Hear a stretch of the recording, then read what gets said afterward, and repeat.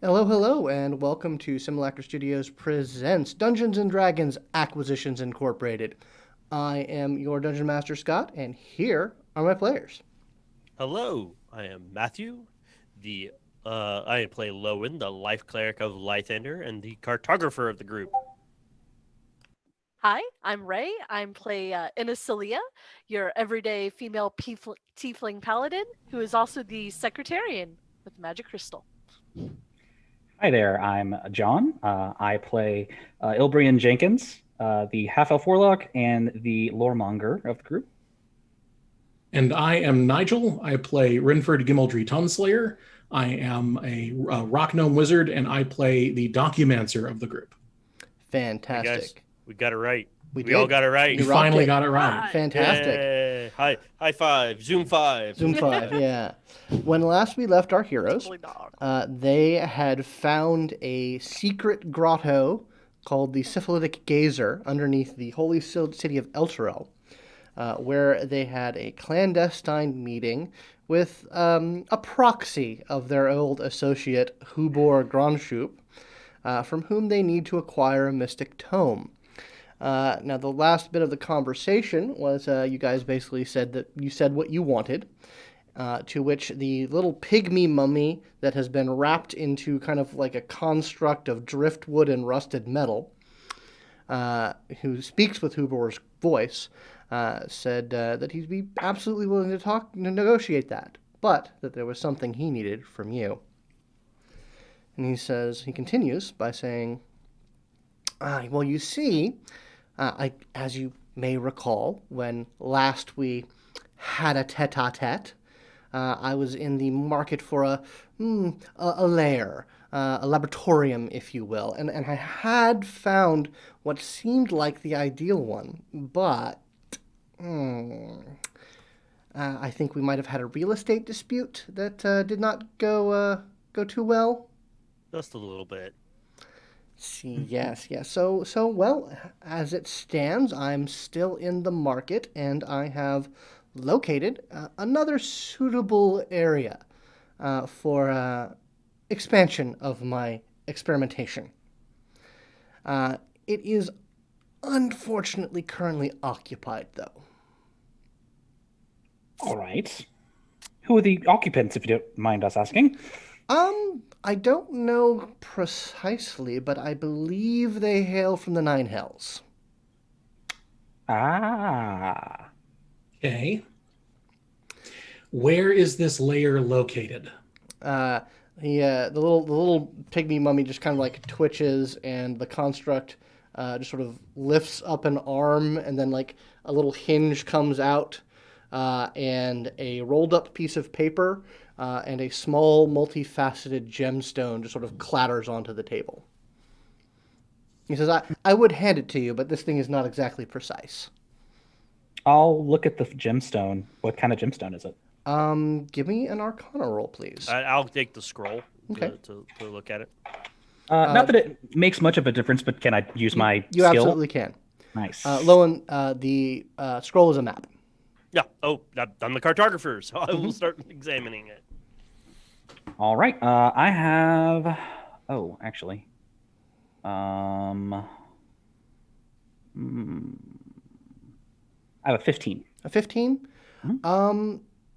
Yeah, you definitely tell it's a ruby at its base, but you can tell that there are like runes that have been sort of etched into each of the facets, and you're fairly certain that this is it's some sort of like transportational, like a keystone for like a portal or some manner of teleportational type magic.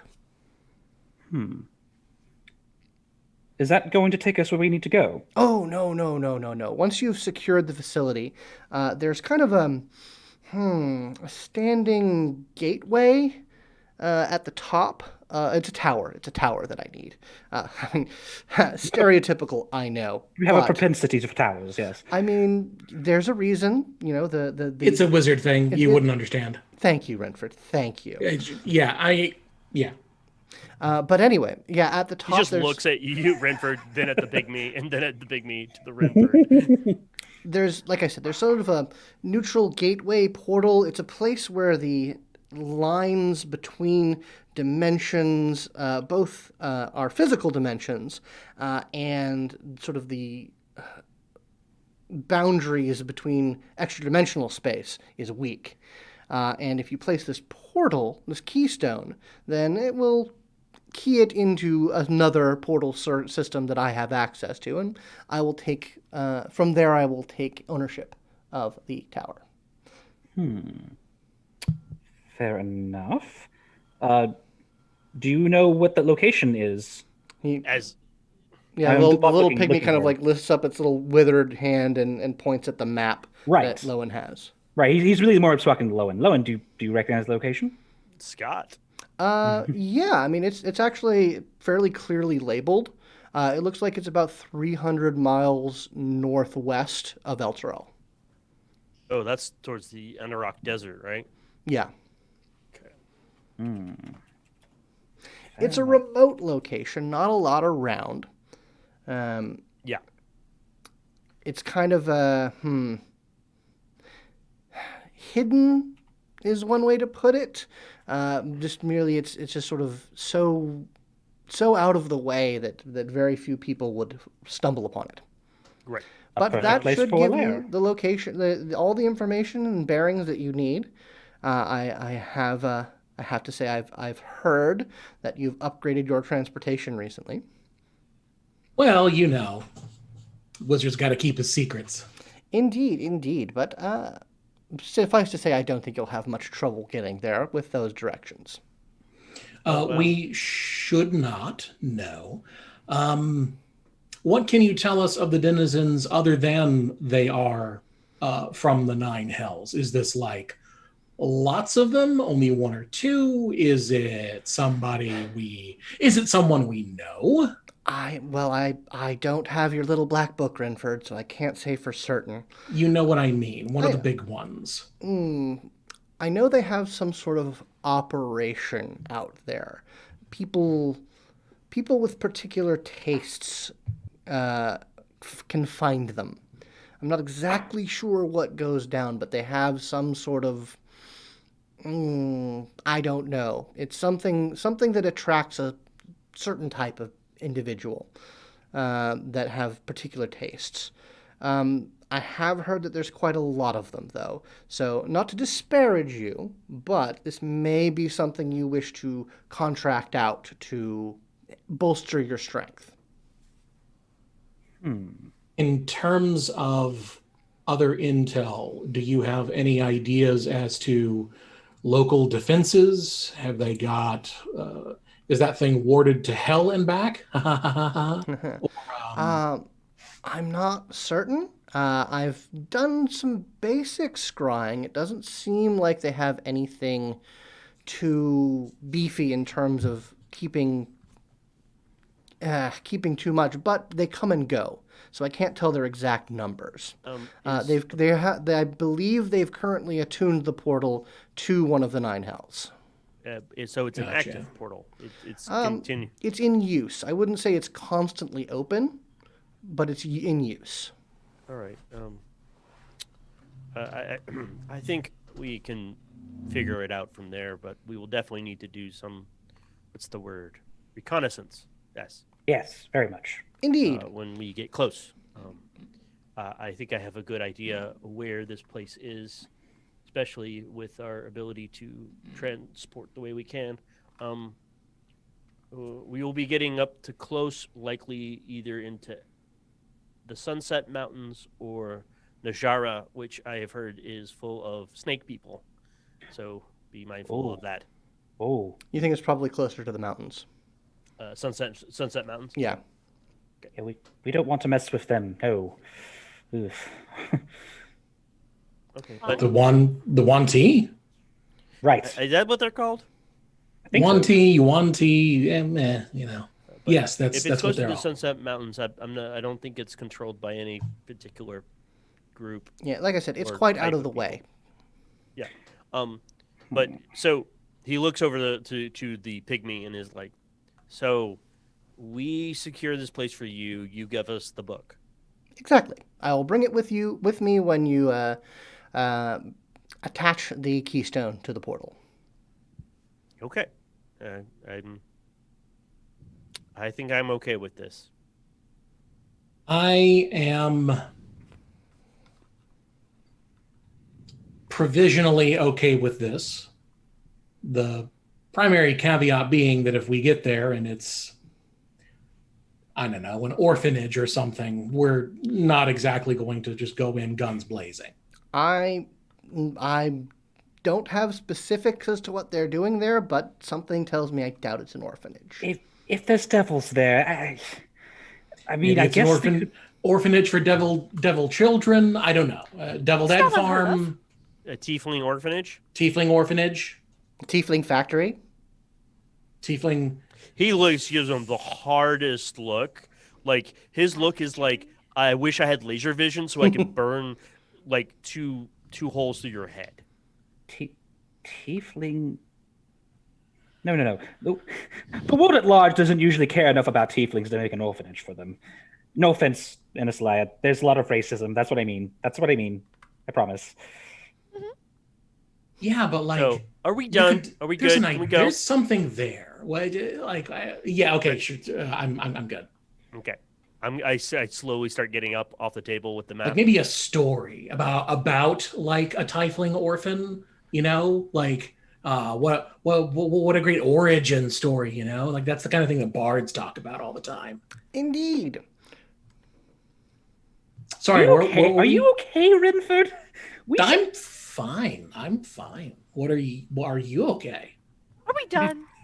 I guess we're done. I'm ready to go, guys. Manship, guess we'll see you later. Indeed, I'll be waiting.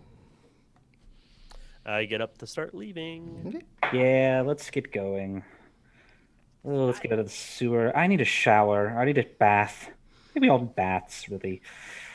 That'd be nice. If we Yeah. can, Going. if we can find a room in town, if they don't run us out. They don't run us out, I don't think. I think No, if we don't mention we can where just we go back were- to our place. Yeah, your place is like you could get back. I mean, you'll have to get up through the sewers and get back through the city, but you could be at your place by around midnight. So We it's can do gotten it. later We just in the day. Don't be suspicious. Don't be- And by midnight, I mean it's still bright as noon out. Right. It'll take you some time. Yep. All right, let's get the hell out Oh, of here. yeah, Yes, you I guys think we're get. gonna We head out of the sewers and go back. Yeah, you guys head out of the sewers. You basically go the same way you left. You kind of trade quick conversation with the rogues and ne'er-do-wells who dwell down there. What's everyone's passive perception? I think mine's 11. Let me confirm. 9. I think mine's 16. 16. Yes, mine's 11. Those two. Okay. Yeah, as you're kind of going through the sewers, Rynford and Inisalia, you notice that the level of the water has gone up slightly. How much? Maybe about a foot. That's a concern for me. Yeah, you can definitely, like, looking around, you see, like, all the people who live there have, like, relocated some of their stuff and, like, put stuff up on the walls. Like, to just somebody like, does this happen often? Yeah, you talk to you talk to the tiefling man who you spoke to before, and he says, no, I think it's raining." Oh, okay. Someone mind giving me shoulder ride? This is not going to be. He'll put his he doesn't have a shield, so he just gets you on his shoulder. Yep. Because he's not that big, but he's supernaturally strong right now, so he's able to easily carry you. Right. Sure. Yeah, so you guys get out of the sewer, and it's actually pretty good that you got on that shoulder, Rynford, because it's actually starting to really come down. And by the time that you get to the exit of the sewer, you probably would have been under the water. You guys are sort of like wading through it because apparently it's really coming down. There is a very large, very thunderous storm going on in Elturel. Which is covering weird. the companion. Yeah, no, it's not. It's not covering the companion because the natural sun is covered by heavy clouds, but the companion is under the cloud layer and is shining down. So it's That's a so very weird looking. strange sight to see. Like you're bathed in light, but there's this full-on downpour coming. Rental. Oh, that's gonna be weird looking because the light's probably cascading through all Yeah. the rain. Yeah, It's there's creating like this like gem effect everywhere. indeed. It's Everything is a rainbow. Indeed, it's actually quite beautiful. pretty. Like there are people who are like, and you can tell that there are like people on, like they have awnings set up, and everyone's just kind of like, everyone's out on the street enjoying this. This is actually pretty. I wanted to give them. I want to give them shit, but this is actually pretty nice. This here is nice. Yeah. Less. I like It's Elturel. still far too bright. It's very bright, but just how can you hate a rainbow, Rynford? Come on, come Sky on, full of He's them. right. He's right about that, Rynford. come on. Yeah. Turn So that you, frown I don't think a upside rainbow's down. ever hurt anyone. so are you guys just heading back to your house ship, or what are you doing? It's kind of gross out, but I mean, you can if we Yeah. need to. I mean, I don't think there's anything else we need to do. I want Actually, to- what's our timing on what we have to do with the? Do we know if we have a lot of time left for that? For what we're doing next? Wait, what we're wedding? setting up right now? Yeah, the wedding. Yeah, you had, I believe it was 10 days Okay. Yeah. to do, and it took you about 3 or 4 days to get down here. Oof. yeah, somewhere I around think it there. was only 3 days, and it's going Yeah. to take us a day and a half, 33 hours to get from where we are to traverse 300 straight miles. If our building goes 9 miles an hour, is that right? Mm-hmm. Yeah, it'll take us 33 hours. Then yeah, we should go back. Even though We need to get you know, started because we don't you'll- know how long the ritual, when we get the ritual, is going to take. Ilby's very displeased riding through the rain, but we can do it. Yeah. As you are getting out of the city, there's actually a loud peal of thunder and a flash of light as a lightning bolt comes down and strikes one of the edifices on the outskirts of the city and actually causes it to collapse. It was kind of like an archway. And, there's some shouts, some scrambling, but it doesn't seem to have hurt anyone. But Ilby, I'd like you to roll either give me a wisdom roll, but you can add your arcana to it. Okay. All right. Cool. Well, then that's gonna be All right. A 5. A total? Total 5. Yeah. Okay. Roll the 2. Doing great. Okay. You are not, nothing pings in your sort of memory or your sort of arcane knowledge, but you just sort of feel something is amiss, but you can't put your finger on it. We should probably get out of here. I just feel icky all of a sudden. Let's get going. Okay, yeah. No. It's a weird Okay. thing. So yeah, I'll you take guys turns in the tub then. you guys are able to get there. It seems once you get outside of the city, it seems like the storm is passing on. It's still mostly over the city, but it's passing away. Oh, there's Kitty. But anyway, Why yeah, would it's the passing storm be away centered on further the city? south. So it is you are out of the storm now. Well, I mean, we don't know how long it's been centered on the city. Just a storm, I guess. I mean, it's a isn't pretty big storm, but Can I make a?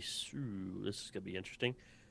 Guess make a religion check for me. Actually, religion, or I was thinking survival or cartographer because of natural weather. Give me a religion check. I am okay at that. 15. Something like the storm itself wasn't unnatural. It seemed to Yeah. be a storm, but that lightning strike, there was something significant about There that was lightning strike. It was important. There of was something. it was important. There seemed to be something of agency behind it. Something is involved here, and I don't know what it is. What? Does it have anything to do with us or what we I are have currently no trying to idea. do? I may have to pray on this and see. The lightning strike was definitely a portent of some type. Something was sending a message. Well, they got paladins. They'll probably be fine, right? I mean, it's a Yeah. beautiful holy city of good, right? Yeah, I mean, but that can breed the enmity of evil gods. Let's not forget that.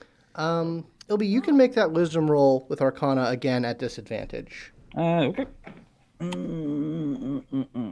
Yeah. Better than 5. Better than 5. No, in fact, specifically 5 again. Oh, okay. Oh. Yeah, no. Disadvantage, man. It's rough. Yeah, it's rough. And Yeah, your no, wisdom right. sucks. It does. Real bad. Yeah, it's. You're not sure what it is. It's okay. Oh well. When we get back to our building house, he'll be more candid with the rest of them. Yeah, you guys are definitely able to get back in time, and can start firing up the ship again, but you do have time while it's sort of unmooring itself to have a chat. Yeah. You do realize if he shows up, I want to get rid of him, right? I don't know if we will be able to do that. If we are going to, when we are done with all of this, and given the time constraints, I don't know if we're going to be able to rest much between clearing out whatever is already there and then turning on the portal and attuning it using the gemstone he's given us. So that we might be in a similar situation to what we were in previously, that we were weakened and underpowered. I understand. He'll be very prepared as well. Yeah, he will expect treachery from us. Yeah, it's true. I'm trying to think of opportunities. Well, we know where his lair is, so we can always come back, right? While we're We could clearing trap stuff it. out, we could always maybe make a little cash. We could also find some way to, say, duplicate or otherwise hack into his teleportation network so I was that thinking that. we can just show up whenever we're ready. Okay, no. I think that's a good idea, actually. Yes, I think we could manage that. And then when the time is right, we just go in and we hit him where it hurts, right? Ugh. Sorry. I will mention, complimented me. That was weird. Ilbrian, you do have a connection with the Nine Hells. Yes, it does. Well, everyone. I think maybe I should go get some rest, just for a little bit. I'll make sure the crew knows and set the course and get everything settled, and then I'll get some sleep. And Scott, I think I will try to reach out to that connection to the Nine Hells in my own quarters. Okay, yeah, you have your sort of out of the way personal quarters. Make me an Arcana roll to Lowin runs in. Do I smell sulfur in here? Yeah. Are you doing the sulfur? No. Where'd you Don't open the find door. It's locked. Nothing weird or sexual is happening, I promise. Do I hear an incubus? Maybe. All right. That's a 14. A 14? Okay. Well, luckily you are a warlock of Asmodeus. He is the one who holds your pact, and it's not something like it's not a proper binding circle, but you can certainly get his attention, and you see in your sort of your dresser mirror a dark shape coalesces, and a voice just sort of very thin but oily whispers out and says, "Yes, Ilbreyan, what can I do for you?" Oh, well, thank you very much for coming. Sir, there appears to be a situation where we are going to be engaging with certain denizens of the Hells, and I was wondering if maybe you could help us have an idea for who's involved. Obviously, if there's if it's part of your particular inner circle, I don't want to interrupt it, but, maybe you could help us out. I have many interests on the prime material. You'll have to be a bit more specific.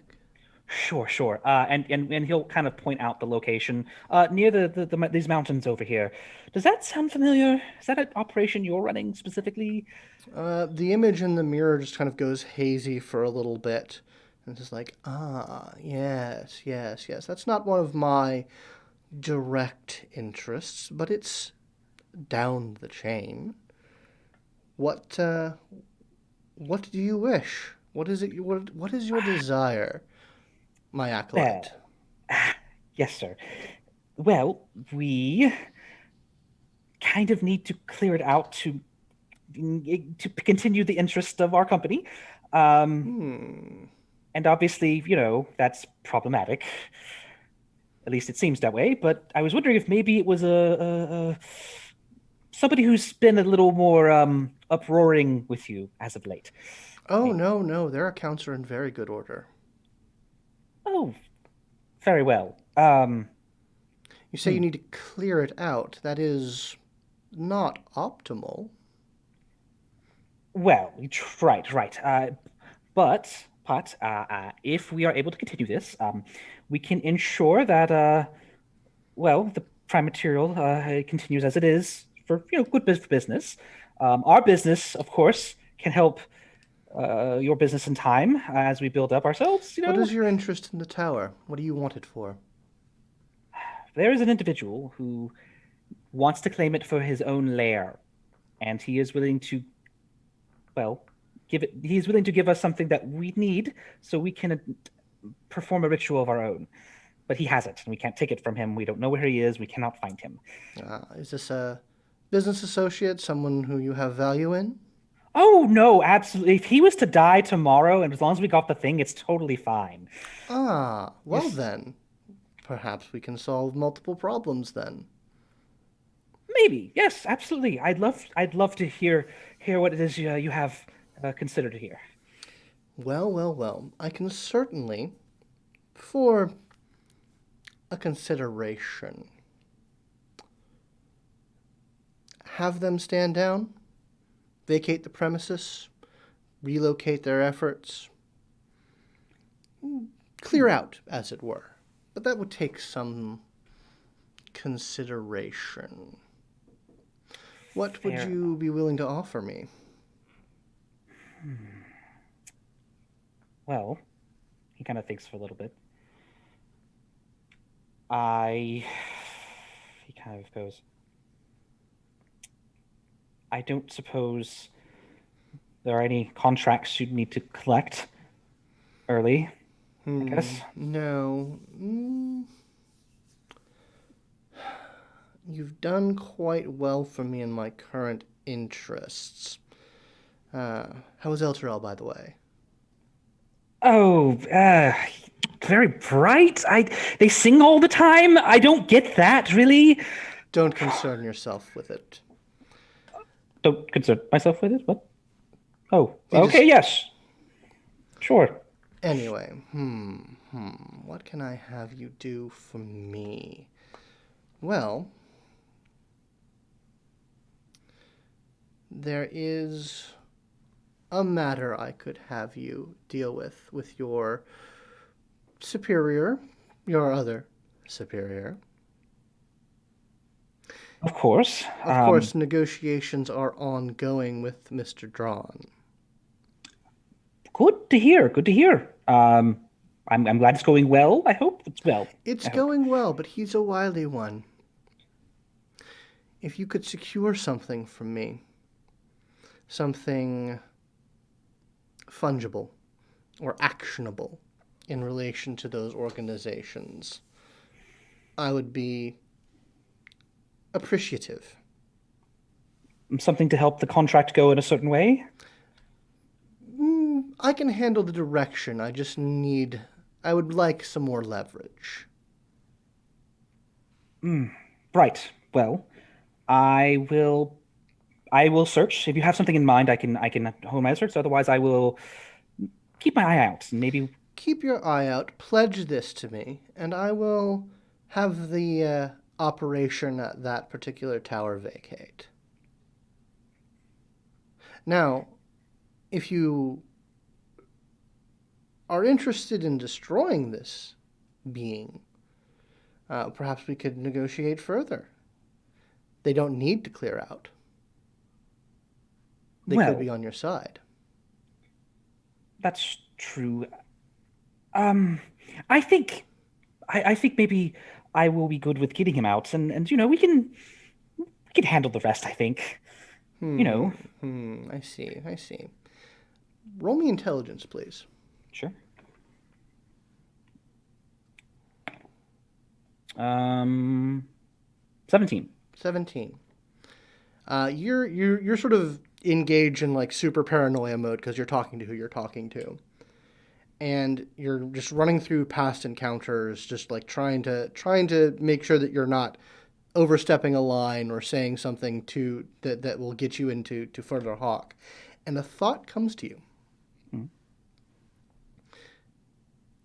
For a certain interpretation, he owes you something. He gave you a command to keep your mouth shut about what you saw inside the orrery. Mm-hmm. And he never offered you anything in return for that.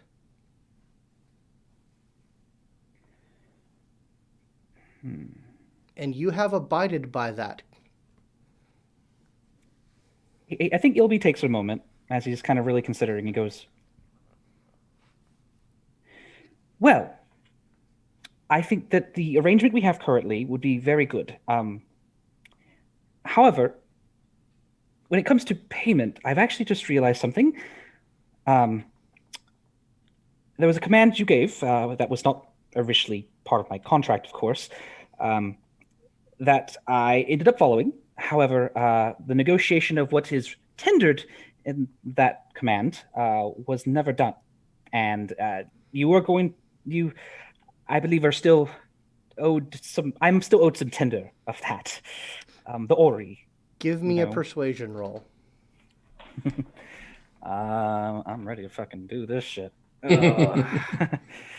Just gotta convince the Lord of the Nine Hells. God, no big deal, That he owes you? Yeah. Yeah, it's fine. All right. You're muted, Ray, by the way. You need that raise anyway. It's fine. All right. I have a 20. Ah, okay. A 20. The image sort of wavers and then solidifies more and says, cleverly reasoned, Mr. Jenkins. However, if we are to levy that as payment, as a balancing of the books, I will need more assurance than your fear. Very well. Of delivering... Of keeping your tongue. I see. And one of the candles on your dresser where the window is flares and retains its shape, but the wax entirely liquefies. And he says, bind your tongue. That I will never speak of what we saw, or what I saw? Ensure it.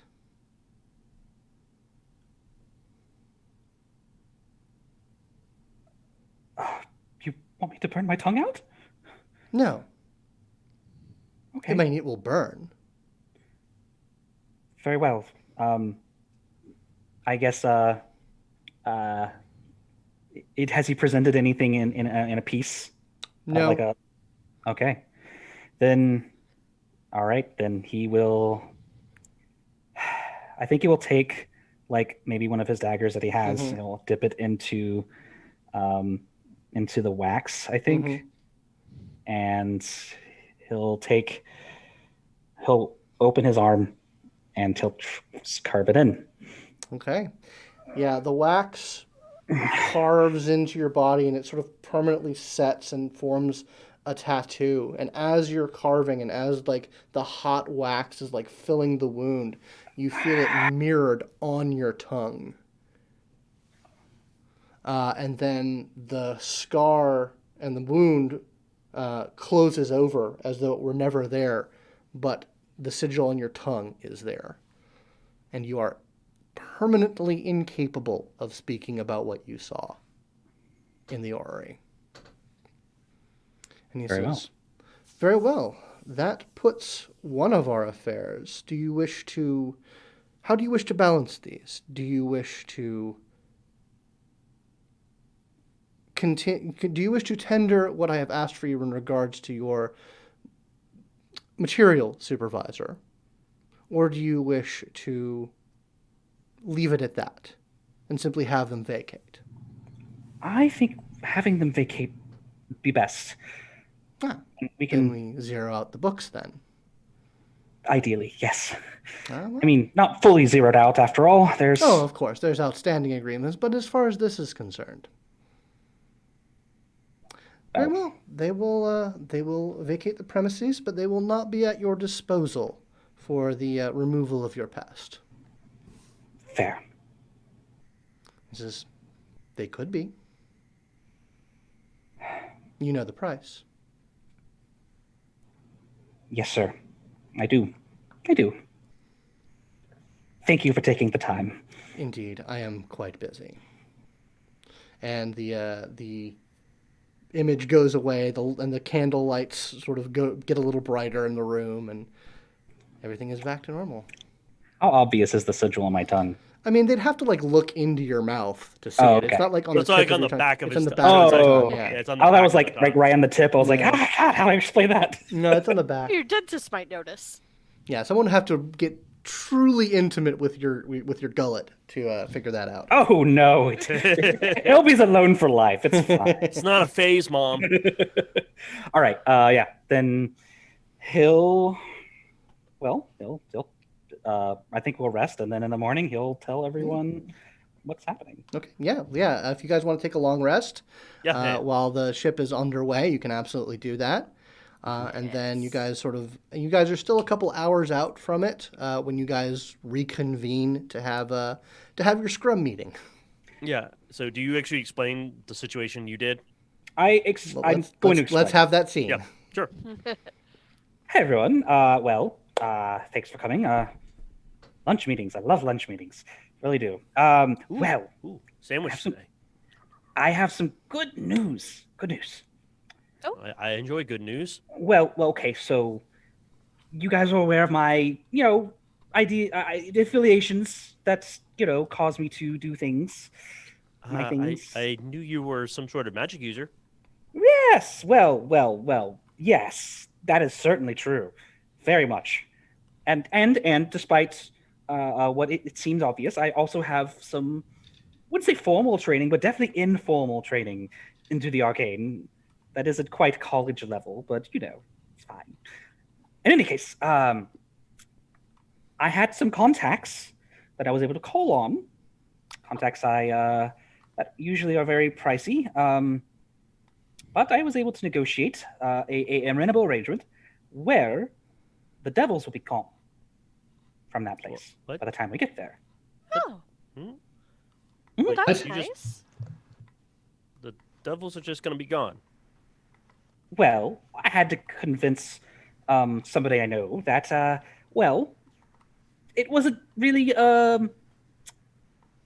profitable out there. It's in the middle of nowhere. It's not really. It was kind of they had some kind of business thing they're doing there. I just convinced them to move elsewhere, right?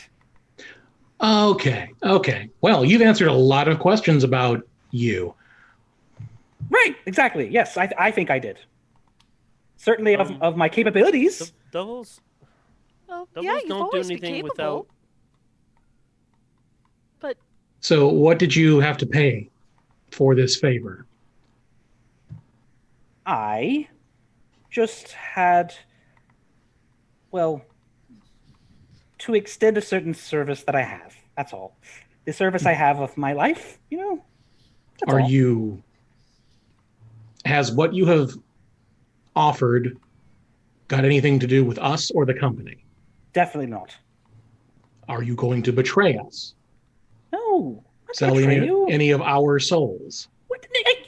do that. First of all, okay, here's the thing. A soul has to be offered, like, you have to offer it. No one can steal it from you. I think I just... Are you a warlock? What? No. Yes. What? Yes. Yes. Do you Yes. need us to break you free? What? You can wink. You can't. Why are you a warlock? How did you not know he was a warlock? How did you not know I was a just warlock? thought he was magic. He's an elf. He's part elf. He's got magic. What? That's racist. That is the most racist thing I've ever heard out of your mouth. He speaks infernal.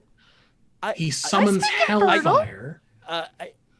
I just thought that does was my just his dad. shtick. That just the. Oh my he's god, my aesthetic. dad. All right. To be fair. What's hellfire really, Rynford? What is that really? Like, what is hellfire versus regular fire? Come on. I can find a dissertation if you really have 4 hours. Okay, but what does it look different? It doesn't actually look different, does it? When Ilby, when you are ready to have a serious conversation about hellfire, you know where my office is. Is that? LB, are you in Changer? Is he the new HR guy? That I hope not. That's not going to go well. No, that's the major domo. That's true. No. So, Ilby, really, are you in danger? Do you need help? Like, do you need help on the down low? Oh. Like, All right. You need to save your soul. Can't save a soul when it's in a contract. Yeah, that's the whole point of saving it. Like, Okay, but you can't save it. The gods can't just be like, oh, well, this is null and void. I made the contract. I made the contract, okay? Oh. do you have a copy of it? Yes, I do. Oh, okay. So this is a lot. My little brain. You're not going to smite me or anything, are you? No. Come on. You're a good person. We like you. I'm a No. good person. Am I a good person? We like him. He's a good person. 2 out of the 3 agree. That is a far more factual statement. That's nice. I thank you. That's nice that you... I'd like to try, is all. Okay. Well, you're in a bad situation. It doesn't mean that you're not making the best of it, and we can't help you become the best that you can be because of It's it. true. But okay. So going back to the original part of the meeting, so you made another deal to get rid of all these devils. Yes, and it involves my own contract, so it's not going to affect you. It's not going to affect the company. Is it any sort of? Are you making a payment of coin or currency? Are you going to be needing funds either from the company or future earnings to pay for it? No, not at all. Okay. Not at all. Is it something that you can't give us very much in the way of detail about? It's not that I can't. I just don't really. I've never had to talk to anyone about this before. Usually because anyone's asking about it is trying to, set me on fire or say I'm unclean or something. But the other side is it's embarrassing, okay? You are technically unclean, but I'm not going to set you on fire. I mean, would you like us to say that to make it feel more normal? No, I don't. If this is an unusual situation, maybe something that will help you process will be familiarity. So I'm sure, I mean, Inisalia, like priest in the sinner situation. Fire up the thaumaturgy and do a thing. A thing? What is everyone even? You see, Ilby's like kind of like holding his head, like, what is happening? Okay, calm down. It's okay. All right. So, how much is on your contract? My eternal soul? Okay, eternal's going to be hard to... So did you add on the eternal part, or was that already part of the original? It just means that I might have to provide some information as well at some point to my beneficiary. But not anything about us. Likely not. If it will, I will discuss it with everyone first, and then we'll go from there. But no, I'm not planning on doing anything with you guys. Or really, I'm not trying to make more contracts or anything, if that's what you're worried about. I'm not doing that either. When did you... No, Ilby, this is going to get personal. When did you make this contract? The original one? Oh, well, bad business decision. That's all. Really bad business decision. Were you young? Yeah. It'll be make a deception check, and anyone who wants to make an insight check can. Yeah. Yes. Pretty decent. I had pretty decent 1 second. insight. Yeah. Oh. Okay. All right. I got a 17 All right. in Well, insight. I got a 9. Oh. Ilby is off his rocker right now, so Well, he's certainly not telling the truth as to why he made the contract. Were you a minor when you made this contract? I mean, I already said what. Wait, what do you mean? What do you mean? What I mean? No. Inisalia, do you mean child or person working in the earth? Okay, just wanted to make sure. I mean, I was young. I wasn't a child, but I was fairly young. All right. Ilby kind of like just rolls his head back for a second, goes,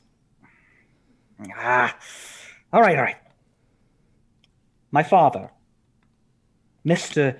Jenkins, he had his own contacts with the Nine Hells, okay? And to extend some deals, he convinced me very strongly to make my own contract. Can I hit your father if I ever meet him? I guess, but Okay. it might be. I assume he's dead, though. I haven't talked to him in a long time. Okay. I That's I assume not he's. right. I assume that he's been taken as well. You know, He don't actually really get reaches over. by. He actually reaches over and like puts his hand on your hand and he like taps it. And he's being trying to be very comforting. He's like, "I'm sorry to hear that.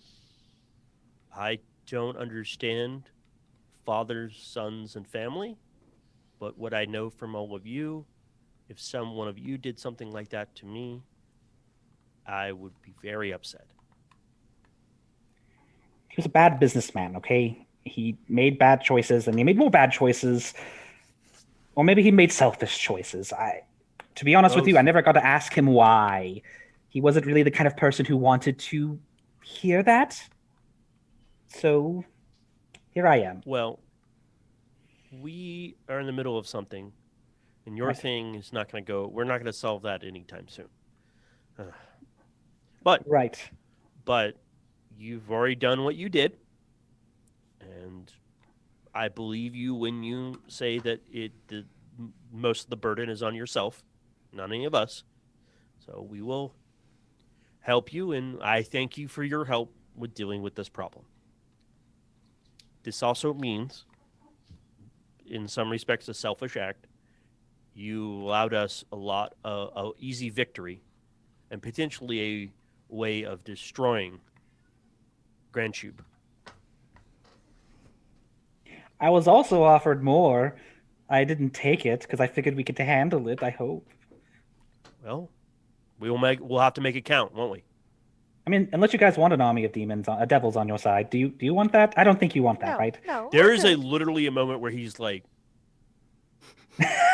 No. No. But I prefer not to do that. The thing is, that's how it works, okay? With those who are very into this, they go, okay, I'll give you this. However, I could give you this, and then they throw in some more things, and it's like, oh, I read that in a book. It's called upselling. It is, because you already have the elation of getting what you want, and then they go, but you can have more, and you're like, oh yeah, it's great. It's a buying game. It's very bad. So I took one thing and I put it back, but it's still on the table if things are bad, I guess. We will do our very best to do what we can with what you have given us. Yes, I would like that. Ilby.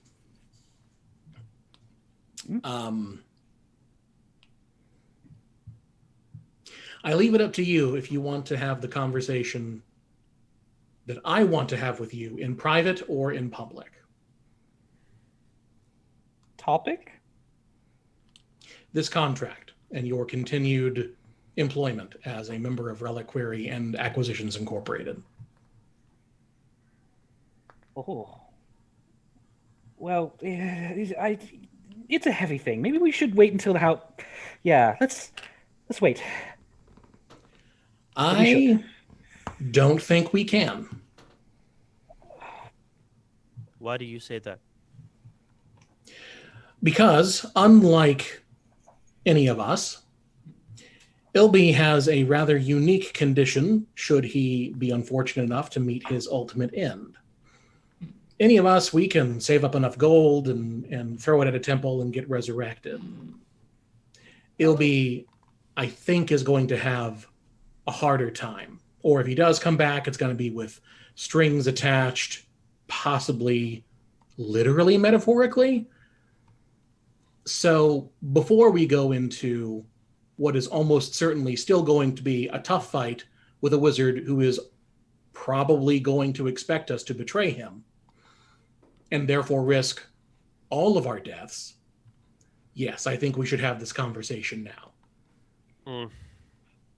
Well, let's do it then. I don't have to be private. I mean, unless, honestly, it kind of sounds boring and to anyone who isn't me. It is going to be very boring. I want you to get me your contract so I can read over it. Well, probably better you than somebody else in the company. Oh, absolutely. Well, I don't want you to not be part of this team.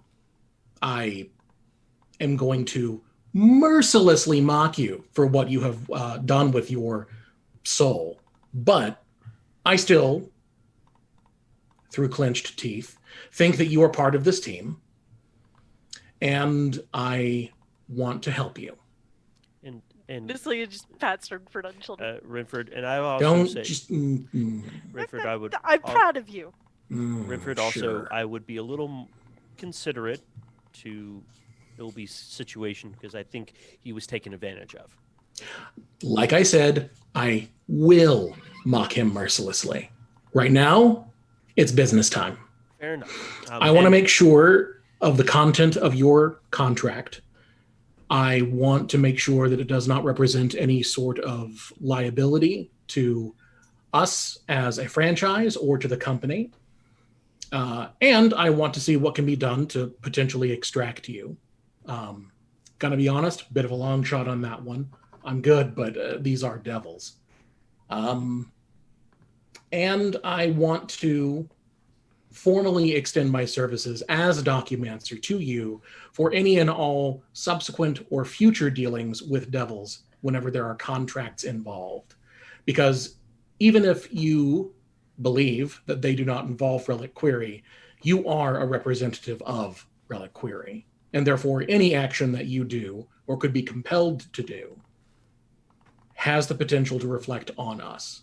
And therefore, I feel I must insist, as the franchise Documancer, that I be involved in all future negotiations with the Nine Hells or anything else extraplanar that decides to make a deal with us or with you.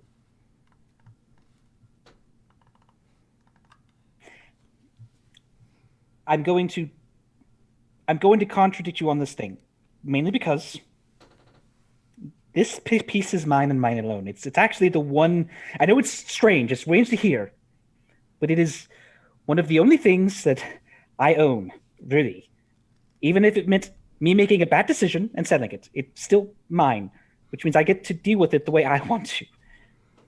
What I'm saying is, I need boundaries, is all. I'm not asking... If you can pledge to, from here on out, never use your magic as granted to you by your Warlock pact, and I mean nothing, not even so much as a cantrip, in your dealings with Reliquary, then I'm fine. Of course that's impossible. It is impossible. And I have to agree with Rynford on this. You can make a deal. We didn't even know about the deal you made until you told us. And we trust you, and you have been honest mostly with us. But you could have made a deal that involved any one of us, and we may have never have known because we trust you. But we didn't know about the details of this. and that can happen again. All right. I'll let you look at the contract, but I'm not agreeing to the second point. Not yet. And I need to point something out. It's not going to be effective for us to focus on how to break me out, because there could be long-standing consequences.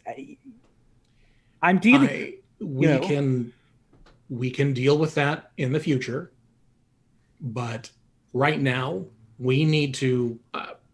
I need to, as part of my official execution of duties, make sure that Reliquary is still able to operate and function as it has before. And I appreciate and respect your opinion that nothing has fundamentally changed, but put yourself in my shoes, okay? A coworker has just come to you and said, hey, I have let me think of terms that you would understand, gaping security hole, a back door, a key to a lock that any one of a large number of powerful entities could insert and turn, and immediately gain influence and potentially even compromise one of the 4 core members of this organization. What would you do in that situation? Would you say, no, I trust that person, everything's going to be okay? If they say it's fine, sure. Are you honestly telling me that you would say that? I would say that this is the one part where book learning isn't going to teach you anything because you haven't been part of a pact. Nonetheless, I agree that it is concerning for everyone. And he actually goes into his pack, and he pulls out a very well-maintained scroll. Okay. Probably one of the most well-maintained things he has. And it's the length of a CVS receipt, isn't it? Right? And yeah, as he unfolds it, he's like, and also, Ilby, you are one person, we are 4. Together, we are stronger in dealing with this than just yourself. So, Rynford, when you open up the scroll, it is dense with arcane and legalistic terms. I'm going to tell you in game mechanics terms, in order to gain any sort of actionable or significant information out of this contract, you are going to have to do the research downtime action. Cool. It is not immediately, like, the details of it are not just plumbable just by reading it and analyzing it. You need to spend time and magical research to look up, cross-reference terms, to sort of decipher mystical codes. It is a densely packed informational document that has layers upon layers of secrets. The document itself, the object itself, is not magical, correct? Oh yes, it most certainly is. I see. I mean, part of its magic, that it is inscrutable to simple reading. You will be able to make an Arcana check to try and learn something, but it will not be the sort of information that you're talking about. I got you. Mostly, I want to know if I can command my Documancer's satchel to just make a copy of the text so that I can have a reference and give the original back to LB. Because no. Okay. That would be something that the Documancer satchel could do on normal text, but when you try and like direct it to do so, there's like 404 not found. Yeah, there's magical interference. Like the page that you reference, it doesn't burn, but it does like crinkle, like you held it over a candle, and it becomes brittle and unusable. Well, there goes that idea. Yeah, as you look over the document, he will touch your forehead, Rynford, and I'll give you guidance. Okay. My cat is on my keyboard and I can't get to my anything. So I'm gonna get my dice. I'll be right back. But you have made your own dark pact. I have. He's adorable, Dark Pact. I would From say this day forth, you shall clean the litter box. Mm-hmm. And You will manually remove my poop. you will Sounds like a fill dark my pact to bowl, me. even if there is food upon the edges of the bowl, but the There is center of no the bowl is empty, then it shall be considered as empty. That is a critical failure. Oh, Oh, wow. perfect. Even with the extra D4? I rolled a 1. Yeah, you rolled a 1. That's a fail. Yeah, this is Hey, that's incomprehensible arcano-legal speak that even as a documenter you cannot hope to begin Wait, to wait. pierce. Does my Documancy, doesn't it give me... I don't know if it gives you an advantage. You could spend your inspiration, though. That's true. If you really want to. Do I still have floating inspiration from our retreat? Yeah, believe give me a you second. do. I believe you do. It grants you, because I made note of it. Please let me know what that is. Yes. Well, it's only for downtime actions. Did you get an exercise or a memory? There's two. A memory. I think it was a memory, yeah. Memory gives you enhanced ability for 10 minutes, no concentration. So that would be an advantage in intelligence. You could blow it for Yeah, you could. advantage on this roll. So you wouldn't have to blow your Inspiration. I will do that. inspiration. Okay. Yeah, go ahead and re-roll it.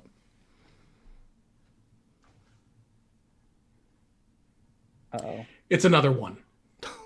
What? The odds? The hells are against you. They do not. Yeah. Like literally, Apparently. Asmodeus is like, "Fuck you, he's mine." That is absolutely what only is for happening. now. Yeah, you for the life of you. I mean, you've never seen a document of this sort before. Like, these warlock. You know about warlock contracts. With all sorts of different types of beings. This, you've taken courses regarding that kind of magic, but this is something you've truly never encountered before. It is a type of magic so fundamentally different from your own, and this is sort of like the keystone of that magic, and it is just alien to your understanding. I will sort of roll the scroll back up and fit it back into its case. And I'll pass it back over. And you see he's actually got a nosebleed. I'm going to go lay down. And I'm going to tackle that another day. Okay. Get rest, Rynford. We have a lot to do. I'm sorry this came out the way it came out, but I think it will be good for us in the long run. To be honest, I've run this scenario many times in my head anyway. I knew it would happen eventually. I just wasn't actually sure how. I don't think this was one of them, so that's pretty impressive. Pretty impressive. Well, I mean, that's what you do when you're an Novi warrior. You think of every single case that could happen for anything that could go wrong, and I've had at least 20 scenarios there. if nothing else, I think all of us will sounds be able to help you. If you really want to be free, I think all of us will be able to help you in some way. Gosh, thanks, guys. Do you want to be free of your contract? Yes, because I was not able to negotiate for myself in that moment. And if I want to continue this way of life, maybe renegotiation would be good. Or, removing one of those. I haven't decided which one, because I'm sorry. The powers are really cool. I really like them. And, they've given me opportunities. I haven't had to murder babies or anything, so that's nice. So far. We'll think on this, but remember, we have a tower to deal with and a necromancer to destroy. Well, we don't have to deal with the tower anymore, apparently. Correct. Indeed. And we'll just have to take them out ourselves, right? Maybe we can, I don't know. Maybe we should wait a little bit so he can at least assume that it took a while for us to work it out and he thinks we're exhausted, and then we can just come on him, I guess. Yeah, he did mention that he assumed that you guys would need to bolster your forces in some way to deal with this. Now, I will say you have at your disposal what you have is you have 4 untrained hirelings, 1 skilled hireling, and 10 crew. So you have a hireling. You basically have an adventurer with you who you can call upon. I believe that's your Majordomo. Your majordomo is just a part of it. Yeah. But you have a skilled hireling, which I believe you defined as that barbarian woman. Oh yeah. We got Barbarian. Bardbarian? Yeah, I thought that's what she was. Yeah, she's a Yeah, we barbarian. made that joke, and then Yeah. yes. Also, because she's also like our PR person. Also, we have the cannons on this thing. You do. You could attempt to levy the cannons against them, but you're not sure about the. We need to know like what he possibly has access to coordinate some kind of good attack. Like we would need to know all that he can throw at us and what he might be weak to before. And we would have to keep him from jumping back into the portal network. That's fair. I've found a corporate issue chaise lounge, and I'm just like sitting down with just like a cold compress over my eyes, like, and tissue stuck out my nose. Okay, so one thing to consider, what he needs the tower for, and if we could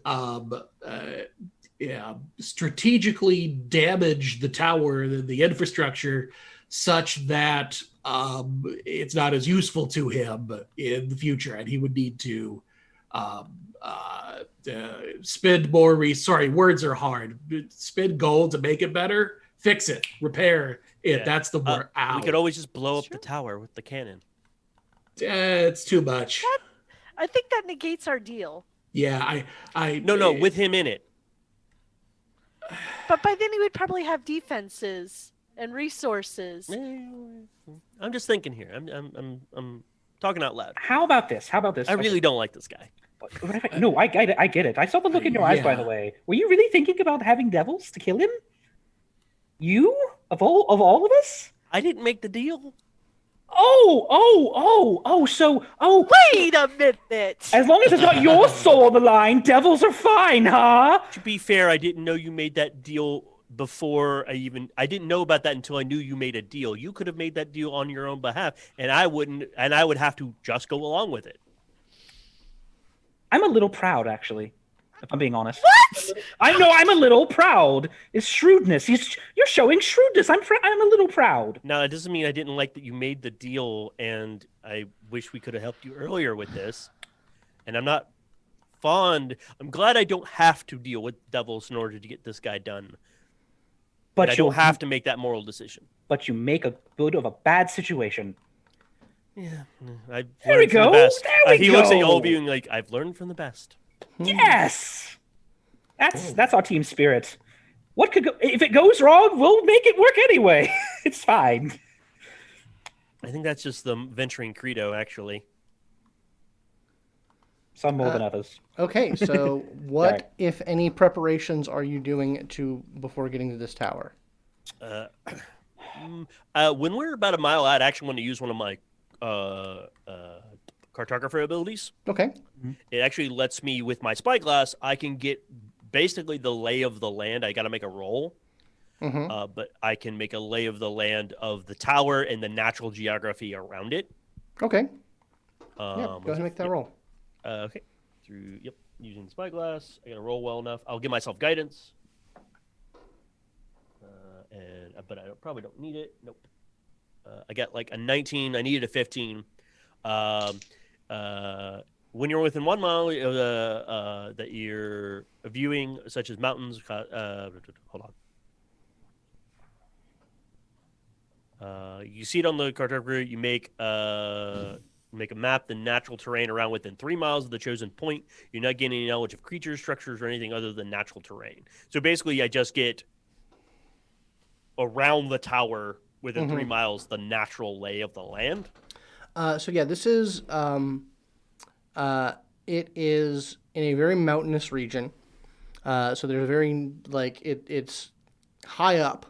It's not on the top of a mountain, but it's in this very strangely formed mountain where it's quite high up. But there's sort of like it's like it's on a plateau, but there are higher peaks. Yeah, it's like carved into the side of it. It's like kind of carved into the side or something. So it's sort of surrounded by rock. Does it look kind of like a World of Warcraft zone? It kind of looks like a World of Warcraft zone, yeah. Yeah. So like there's these sheer cliffs, so there's not like places that you would have to. There's not easy places to like put things to bombard it from. Yeah. And the approach from your airship would be fairly narrow. Yeah. So it's pretty well defendable. So yeah, and it seems to be, like you said, very out of the way. There's like not like one would have to go on like a multi-week journey up these like twisting mountain paths to find this place. But you guys have a floating airship, so Yeah. Well, could we like lower if we get close enough to the tower? Can we lower ropes and stuff to like get down? Yeah, to the yeah, tower you and can. start going Like through I the said, tower? it's kind of a plateau. You could actually just land the ship. It'd be tight, but you could land the ship on this plateau where the tower is. Okay.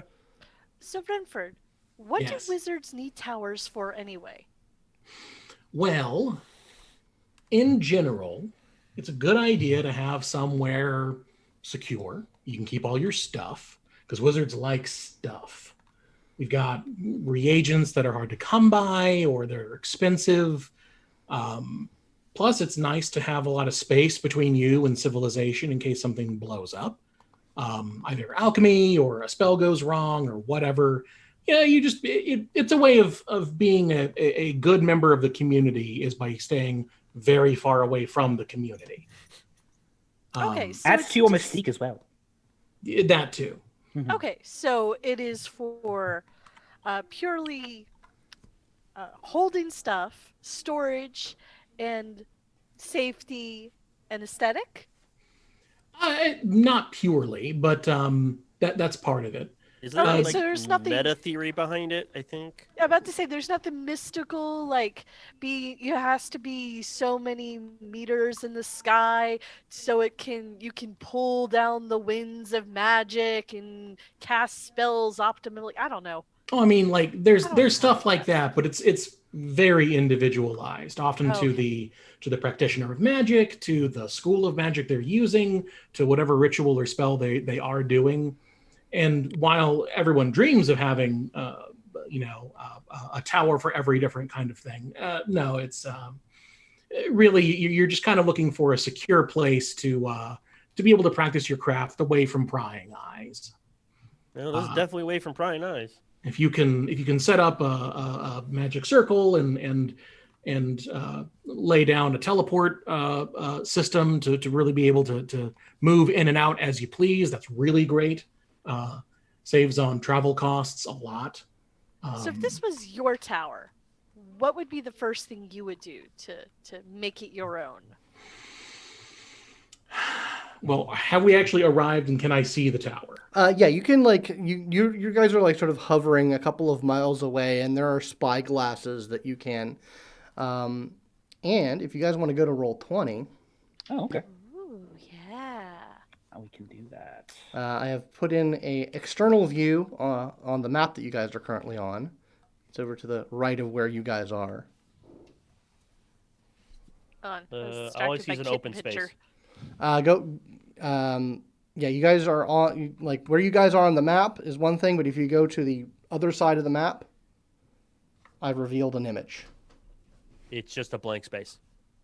Hold on. Image. I am all the way out on this map. Oh and shit! Never mind. Hold on. I have to do something. I fucked up. All right. Playing out some. Can't edit this out. We can't edit this out. But I have art. Yeah. There we go. Yeah. Nice. Yeah, there That's we go. awesome. Oh, okay. Oh, okay. All right. Yeah, that is what it looks, but they're like sheer cliff walls around the side of it. Okay. And a floating gem. Yeah, it looks like a floating. Well, yeah, there's an energy spike that just is sort of pulsating at the top. That may be the portal. Right. Well, let's go down there. If they should be cleared out by now, let's go down there and get the lay of the land. Well, to answer Inisalia's question, Yes. I want to examine the tower from where I am, and get an idea of kind of what it is and what it offers to the wizard, to the young wizard about town. The young wizard about town. Okay, fair. give me an Arcana roll, please. Using my other die this time. Uh-huh. When it's not in dice jail. It's a 1. Oh, geez. You need a different... Not so good. Not sure you're not rolling like a D10 or something. No, I'm rolling a d20. Bad dice day. Just a bad dice day. And I might actually take a moment to take some time to actually look at the gem, for the sigil. I guess to yeah, create go ahead and give me another Arcana roll. Yeah, I'm gonna do that.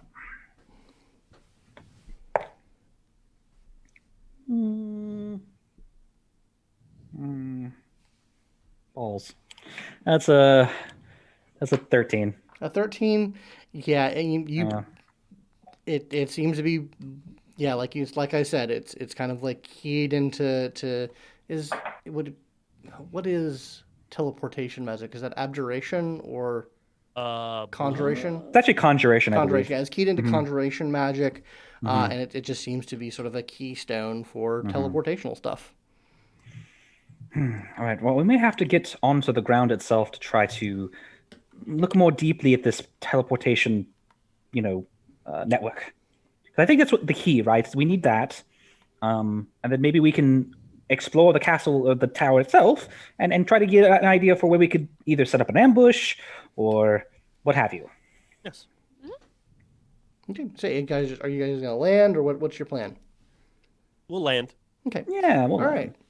So yeah, you land your ship. Like I said, it's tight.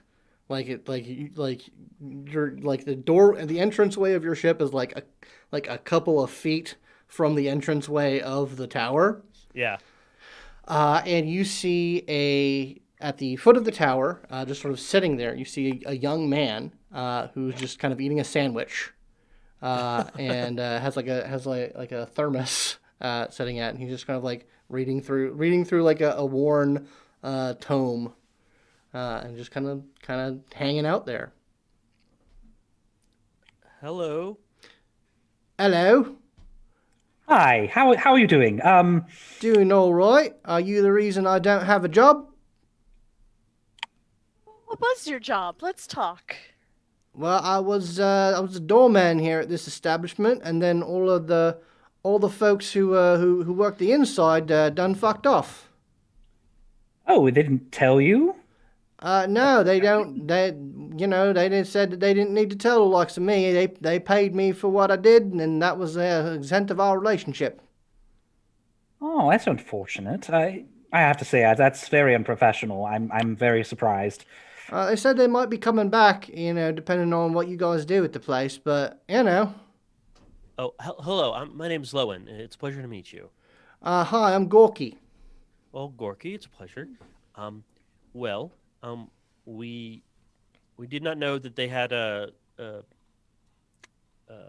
paid help, but maybe we could pay you for your time to continue doing your job the way you're doing it.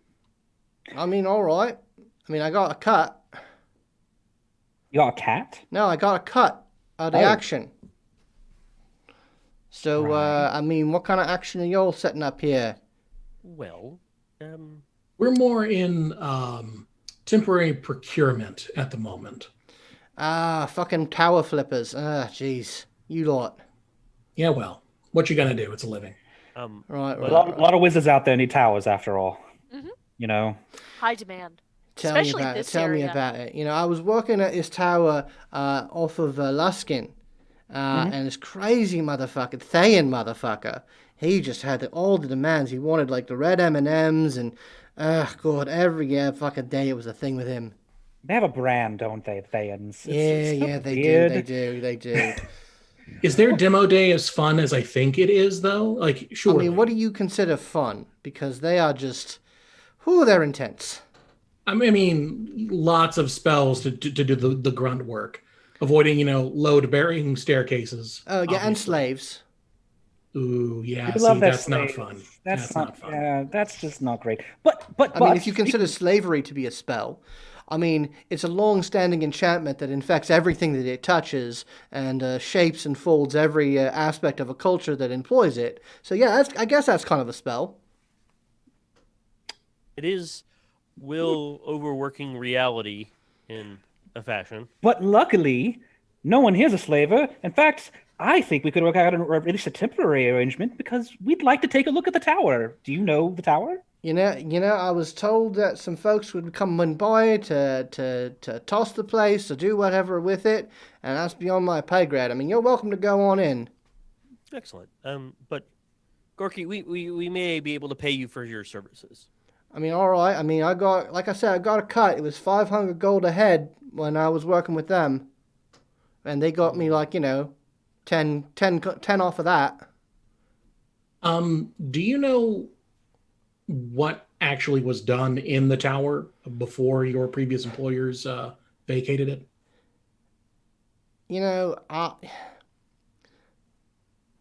I can't say I entirely understand it, but I knew that, rich fucks would come bedecked in all sorts of like armor and weapons and spells, and they would go in and they would toss the place and they would stay the night after, and then, I'm not sure. I'm not sure I want to know what happens in there.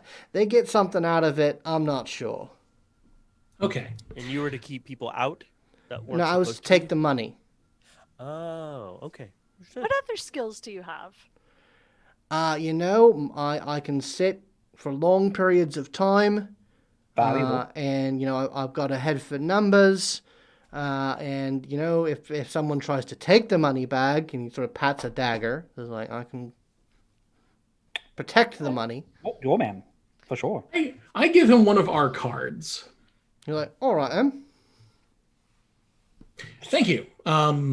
Anything we need to know regarding traps? No, I think they cleared all that out. It's mostly performative stuff, Good to know. Well, thank you, Gorky, and we will take a look. If you see our, you might see our major domo or somebody else coming out from the. He points back to the building. I've never seen something like that before. Is that a building that flies? It is, in fact, a building that flies. Cool. It is exactly as cool as you think it is. I mean, it is. I don't know about cool, but I've never seen it. That's true. We might have some people going in and out. Just heads up. Sure. All right, mate. Fantastic. Have a good day. I'm sure we'll talk to you later. Side. All right, so we will head inside. Okay, so you guys get into the area. I will bring that up on the map. There you go. And I don't see it. that's because I haven't revealed it yet, and I'll Sorry, bring it up on the overlay. So yeah, I will go ahead and reveal the first floor. The first. Oh, look, it goes up and down. Yes. Well, yeah. So this is going up. Hold on. This goes up. Yep. There's kind of a little like a little rope gate over here. And it just basically, there's a sign that says staff only. On the posters, on the walls of this are a series of like hangings and posters that just sort of like, it goes over rules. It's like, try not to disrupt the decor. It says if you want like standard rates are for subdual of occupants. If you wish to destroy occupants, there's a surcharge. He looks to the group and it's like, points to the poster like, is this a sex thing? No. I believe it. Hopefully not. Go ahead. No. I have an idea of what it is. Is it like? I'll undo the little like. I believe it's a training dungeon. Sort of. Yeah. I will undo the little rope and then I'll start walking upstairs. Okay. Yeah. Now the demons make sense. That's terrible. Okay, so you're heading upstairs. Mhm. All right, I will reveal that section of it to you. Is everyone else going up? Yep. I'm just Yeah. gonna follow. All right. Oh, yeah. All right. So this should be an arrow that shows you where to put your characters. And hold on, let me. There's no reason to split up yet. Hopefully that will show it on the. I might have to do the editing trick again for this episode. I most certainly will. Now that I've mentioned it. Yeah. So you guys are on the area, and you guys. This seems it seems to be it's not very big, and like there's very sparse, but from what you guys can tell, like this looks stereotypical is the best way to put it. It looks like a lot of work has gone into making this dungeon look authentic, but you guys have been in dungeons and you can tell that this is not the real thing. Right. Everything's too precisely placed. Yeah, everything's too precise. There's too much. Everything's too like perfectly placed to be like someone who has no idea what a dungeon is, what they would think what a wizard tower filled with demons or fiends would be. Like there's like for a children's party? Like you would rent it out and train them No, up? I don't know. my thought is either.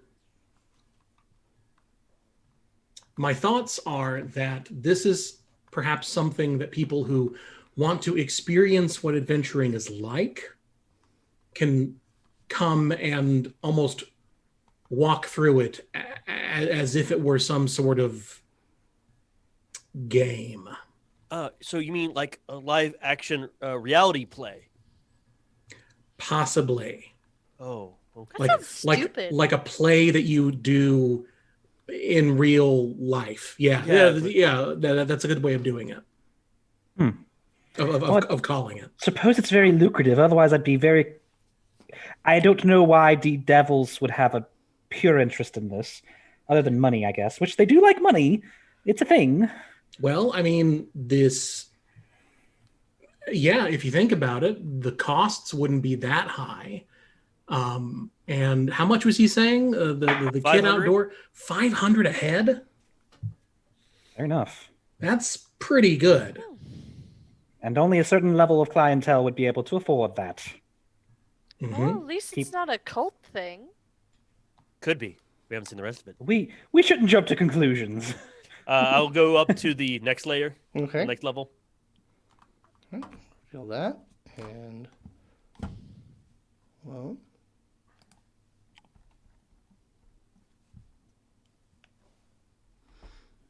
There it is. Yeah, and this area, you see, the predominant theme of this room is chains. Like chains are just hanging down from the ceiling. There's like multiple anchor points, and it looks like there's more signs of things having been like plastered over and repaired here. So Or it could just be a sex thing. I was gonna rescind the is it a sex thing? No, it's a maybe. It's a maybe at this point. Yeah, this one makes me think it might be a sex thing too. You people in your reproduction.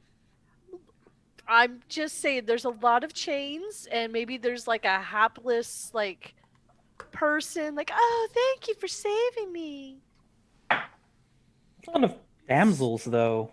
It's a lot. If that's it doesn't have to be a damsel. It could be somebody else. Yeah, That's true. a dunzel, sure. A dunzel. A damsel, dunzels, whatever. Damsel becomes a gender neutral term. There, I'm coining it. Dunzels. Dunzel. Gender neutral for damsel. Those are menfolk who've been kidnapped. Somebody will be grateful for the rescue.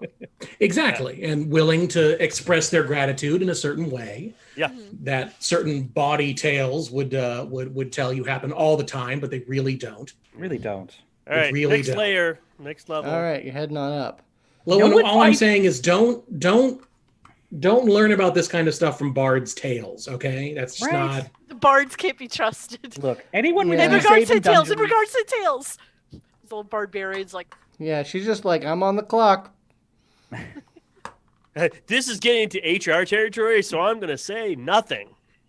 Well, if anything, it's a compliment to the embellishments that can be laid upon things like that. It's all good fun to imagine things in fantasy, but when it comes to the real world, you need to consider that not every swain is going to throw themselves at you if you rescue them from a bugbear. All right, pause. I'm definitely going to have to edit this part because the overlay is bullshit. No, but we're talking about porn. No, you can keep back going back to talking about porn. Just let me D&D fix is for this. porn. It's for porn. Well, now I'm wondering how many innocent, wide-eyed youths got suckered into the life of adventuring in the hopes of expressing themselves in this physical gratitude way. I don't know. I may just. Do you want to open some series of things here? Do you want to? Is this a business for you that you're interested in? No, I'm just curious. Does it work as a business, or are there that many people who want it? Oh, sex sells, my dear. Oh, yes, of course, 100%. I think that may be something I'll just never understand about surface people. To be honest, it does hold us back a lot at times too, but it's great at the same time. It's complicated, is all I'll say. It's stress relief. Okay, yeah. So you guys come back up to this area. This seems to be a much more wider, expansive area. A lot less damage actually here. They're just sort of like arcane bits and bobs. It looks like there are. Give me a an Arcana or an investigation check. Okay. Kitten is no longer laying on my laptop, so yeah, I will roll Arcana. I will cast guidance on Rynford. 11 with guidance. Hang on. Yes. Well, shit. Make that 15. Yay. Go ahead, Ray. Both of mine are 21s. Oh, Nice. boy. Nice. I have a 22. Okay, so you guys see you guys sort of picture this place in a different way with all sorts of arcane traps and puzzles in place, but it looks like a lot of the mechanics of it have been disengaged and removed. Mm-hmm. It's like some sort of arranged way, series of puzzles and challenges. Oh my god, I just realized what all this is. It's a fantasy escape room. Yeah. I didn't think that's what it was. I thought it was something else in my head, and then I just and that is what this level is. And you see all of the puzzles are leading up to this door. Fun. Okay. What's over here? Over here is a bedchamber. I'll let your investigation run. This place, it looks like it is conspicuously cleaner than the rest of the area. Okay. It receives a lot of attention as far as getting cleaned. Well, I stand by my idea. wow. Actually, this is a pretty profitable business thing. Well, think about it too. You can take the same space and then reconfigure it, depending on how you design things. I'm a clockwork maker. I work in clockwork.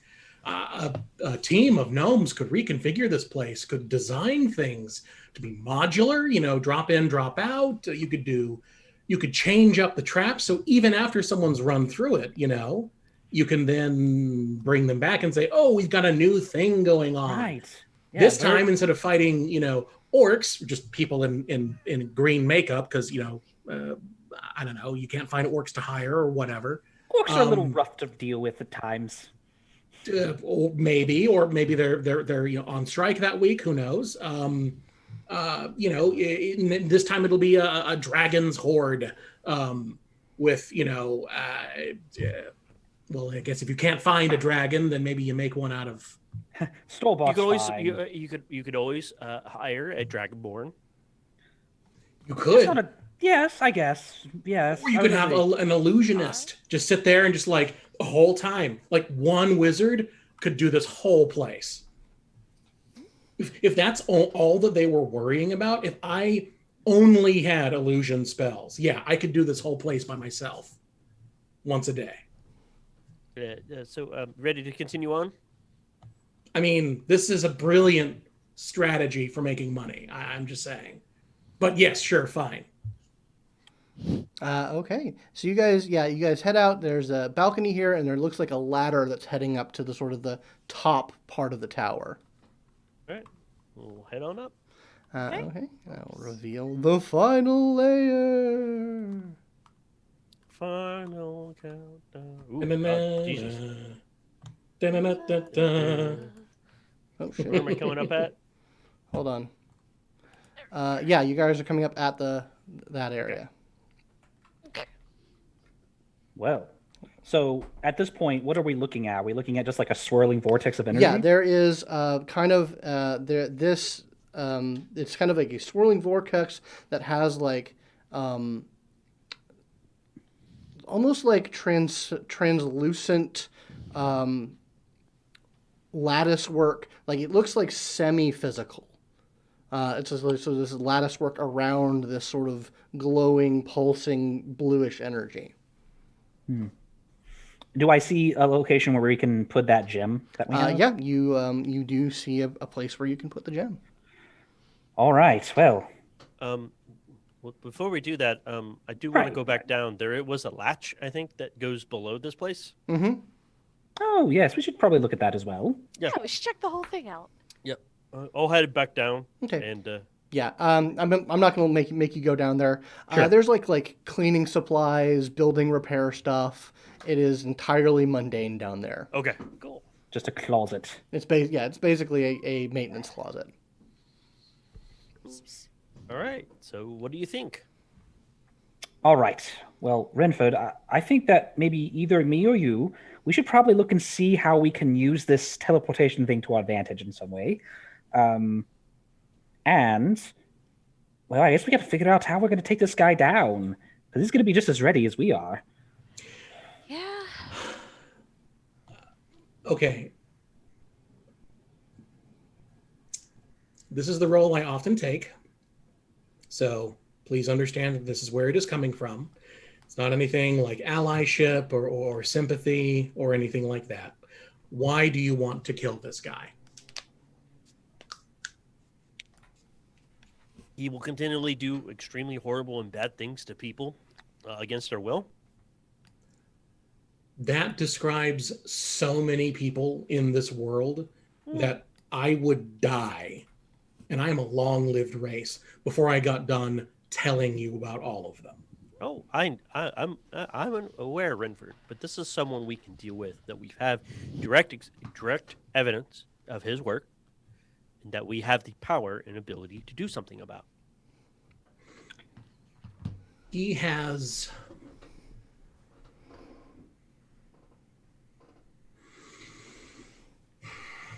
worked with individuals for the purposes of fulfilling a contract. He's done a job. Mm-hmm. How is he any different from what we do on a day-to-day basis? Have you kidnapped anyone? Tortured them? You know what? I'm pretty sure that we have. We haven't tortured anyone.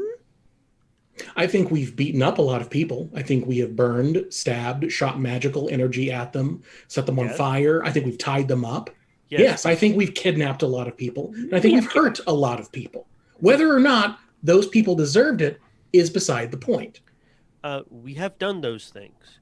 But he also, I think it's safe to make an assessment of, he's taken extreme joy in those things.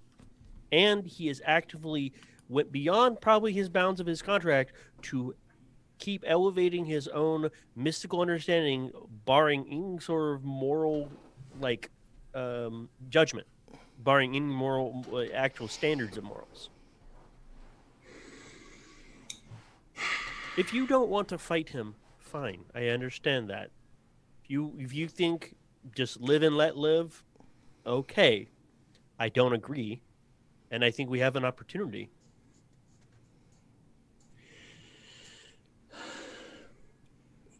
I see both sides here. I really do. I just think that we are picking a fight that doesn't need to be picked. And if our goal is to acquire information so that the needs of Acquisitions Incorporated can be furthered, then fighting Grand Troop only jeopardizes that. If we go through with this, I understand he's not all powerful. He's a wizard of some experience and power. That doesn't make him a god. Sure, fine. But the last time that we tried to tangle with him, we got our teeth kicked in.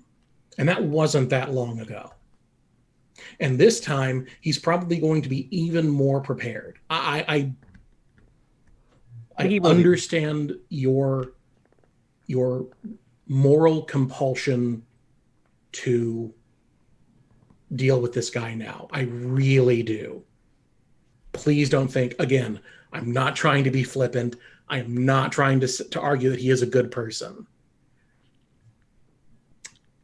I just think that what our goals are right now is not best served by fighting this guy.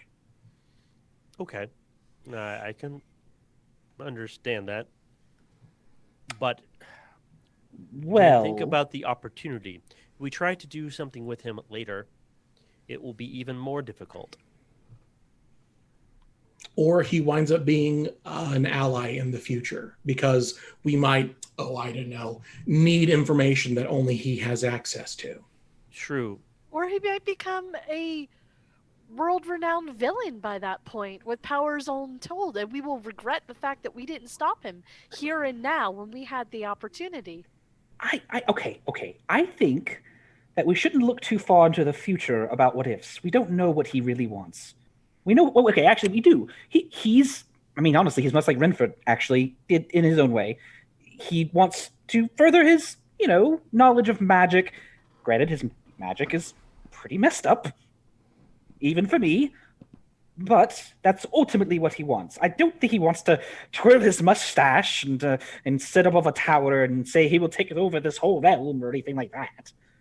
But yeah, but even you were talking about how your negotiation contract, and they offer you a little bit, and then a little bit more, and then a little bit more. And what's to stop this person from increasing his own magical prowess and knowledge from accepting offers like that? Right. Let me get to my point, though. We can assume a lot about what could happen, right? What could he be? Maybe he's not so bad. Maybe he just wants to help out. Maybe he'll be a useful thing. I will say that if we're thinking of very short term, or even right now, Rynford, you're right. This could be a cash cow. And, I'm not saying that there will be complications because it was owned by a party before this. But if we put ourselves in a position where we run this or have a subsidiary run this, we're both, okay, money, that's good for Acquisitions Incorporated. 2, I bet people who are powerful politically or rich are the kind of people that go through this. We could use it as an information gathering tool too. I think that this idea can be replicated in a bunch of different ways, and we don't have to have this particular location to do it. And I am more than happy to build something like this somewhere else, and then we can If Grand Shoop wants to run something like this for his own self, I don't know if he really does. He doesn't strike me as the entrepreneurial type in that direction, but I could be wrong. But we can make a competitive attraction and undercut him and financially ruin him. We can do that. I don't think we need this particular location to do it. And something that I think we may need to address, going back to two totally different conversations that we've just had. One previous point in this conversation and one from a day and a half ago. And I will walk up like behind Ilby and just kind of give him a gentle shove towards Inisalia and Lowin. Go ahead and kill him now, then.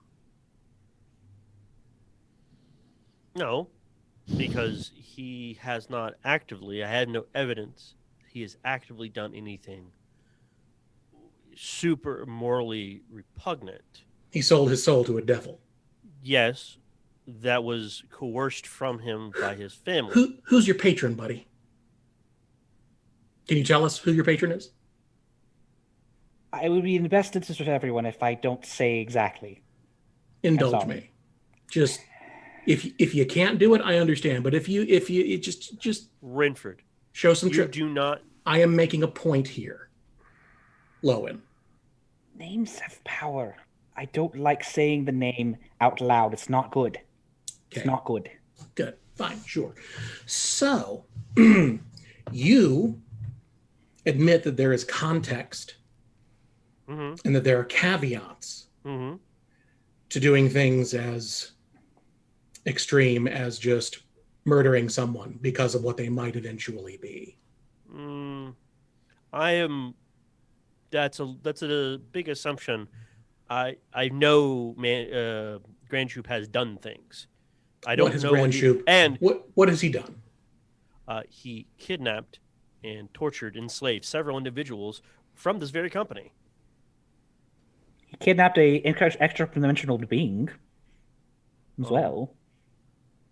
I mean, just listing things out. I'm not saying any... horses! Horses. Horses. The fact that I have to say just one word and we all twitch... I understand. You're trying to undermine my argument by saying that these are all equivalent and that I should just be murdering anyone I think is evil. No, I'm asking you, why aren't you? Why aren't you? Because there is much more, using my own judgment, much more good in Ilby than Grand Shoop. How long have you known Ilbreyan Jenkins? For a little while now. And how well would you say you know Grand Shoop? About as well. Really? Well, no, I know Ilby a little bit better. Okay. I think so. But also, Ilby has not done or nor actively stated anything that is extreme. Ilby has not done anything as extreme as what Grand Shoop has done. Until a day ago, we did not know arguably one of the biggest secrets that Ilby has ever kept from us. That he sold his soul to a powerful devil for the powers that he has. Now, whether or not you picked up on that, I did, whatever, I'm a genius. What other secrets has he kept from you? Because you have not known him your entire life or his entire life. There are secrets that I have kept from you.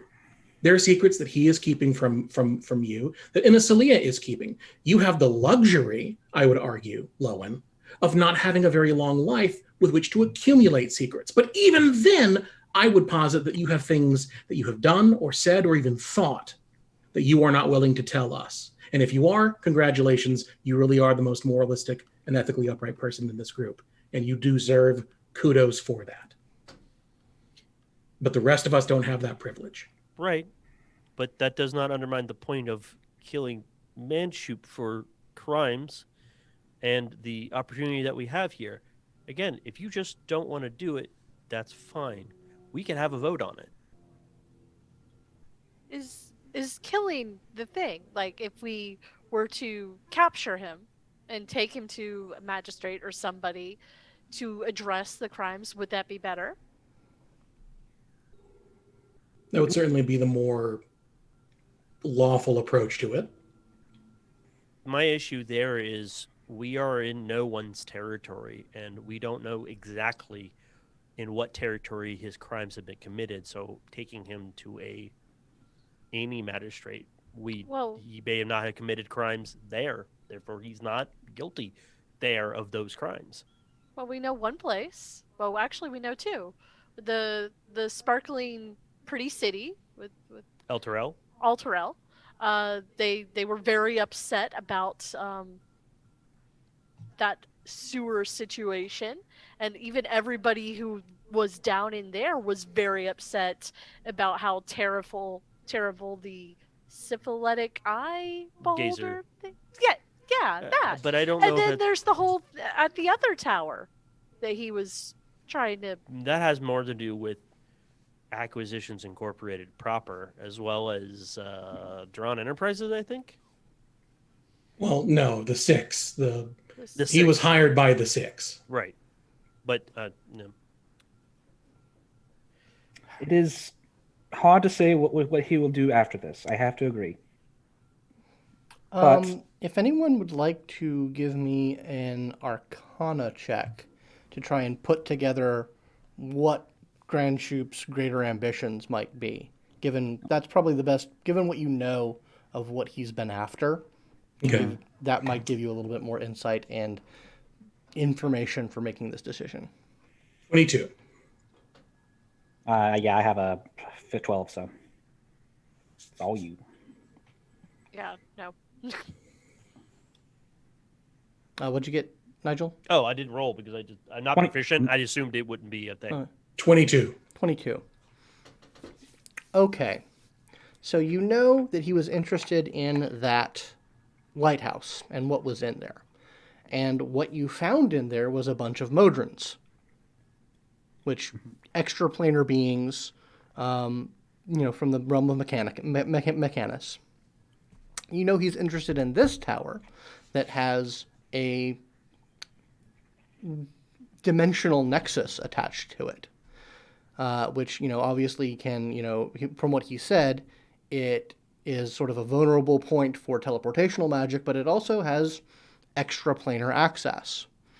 So it stands to reason that his research and what he wants to expand into and capitalize onto has something to do with extraplanar energies or another realm that he's trying to access.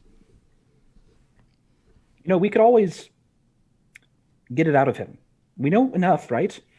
How about we confront him when he comes in, and we determine what we want to do from there. Could always do it that way. And, if we think that ultimately it's going to come to blows, I kind of have an idea, actually. It might be a bit of a long shot, but we might be able to do it. Well, let's hear it. Well, we have a way to teleport ourselves out of harm's way if we need to. Mm-hmm. I say we start a fight with him if it comes down to it. If it's going to be a fight, and it doesn't have to, but if it will, we start a fight with him, and we make sure that our office is prepared to fire their cannon. And then at the very end of it, we get out of harm's way before they fire. We can make sure to lock him down as long as we can, so he will take it, and then we just poof. From a tactical point of view, that could be possible. Because he might try to finish us off. He probably won't run, especially if we are there to prevent him from running. Quick question, sort of out of play. Mm-hmm. Rynford, since you were the one who made that roll, have you explained that to us, or are you keeping that all in your head? Oh, no, I explained it to y'all. Yeah. And you have the bindies, so you can just instantly everyone just knows that. That's fine. Yeah. I forgot about that. Yeah, no, I'm sharing that with everyone. I do not keep it to myself. The Six have the last pieces, right? Yes, they do. He used to work for the Six. He does. And it's all extraplanar. Yeah. We might be able to do the most good by working with him, or at least getting information from him. What I'm saying, yes, that's what I'm saying, is he may be he may be working more with the Six than he says he is. That's true. It's possible. But I don't believe we'll have a great chance of fighting him if we are not all committed to doing so. So if Rynford, if you are hesitant and you straight up do not want to do this now, fine, then we won't. No, this is not.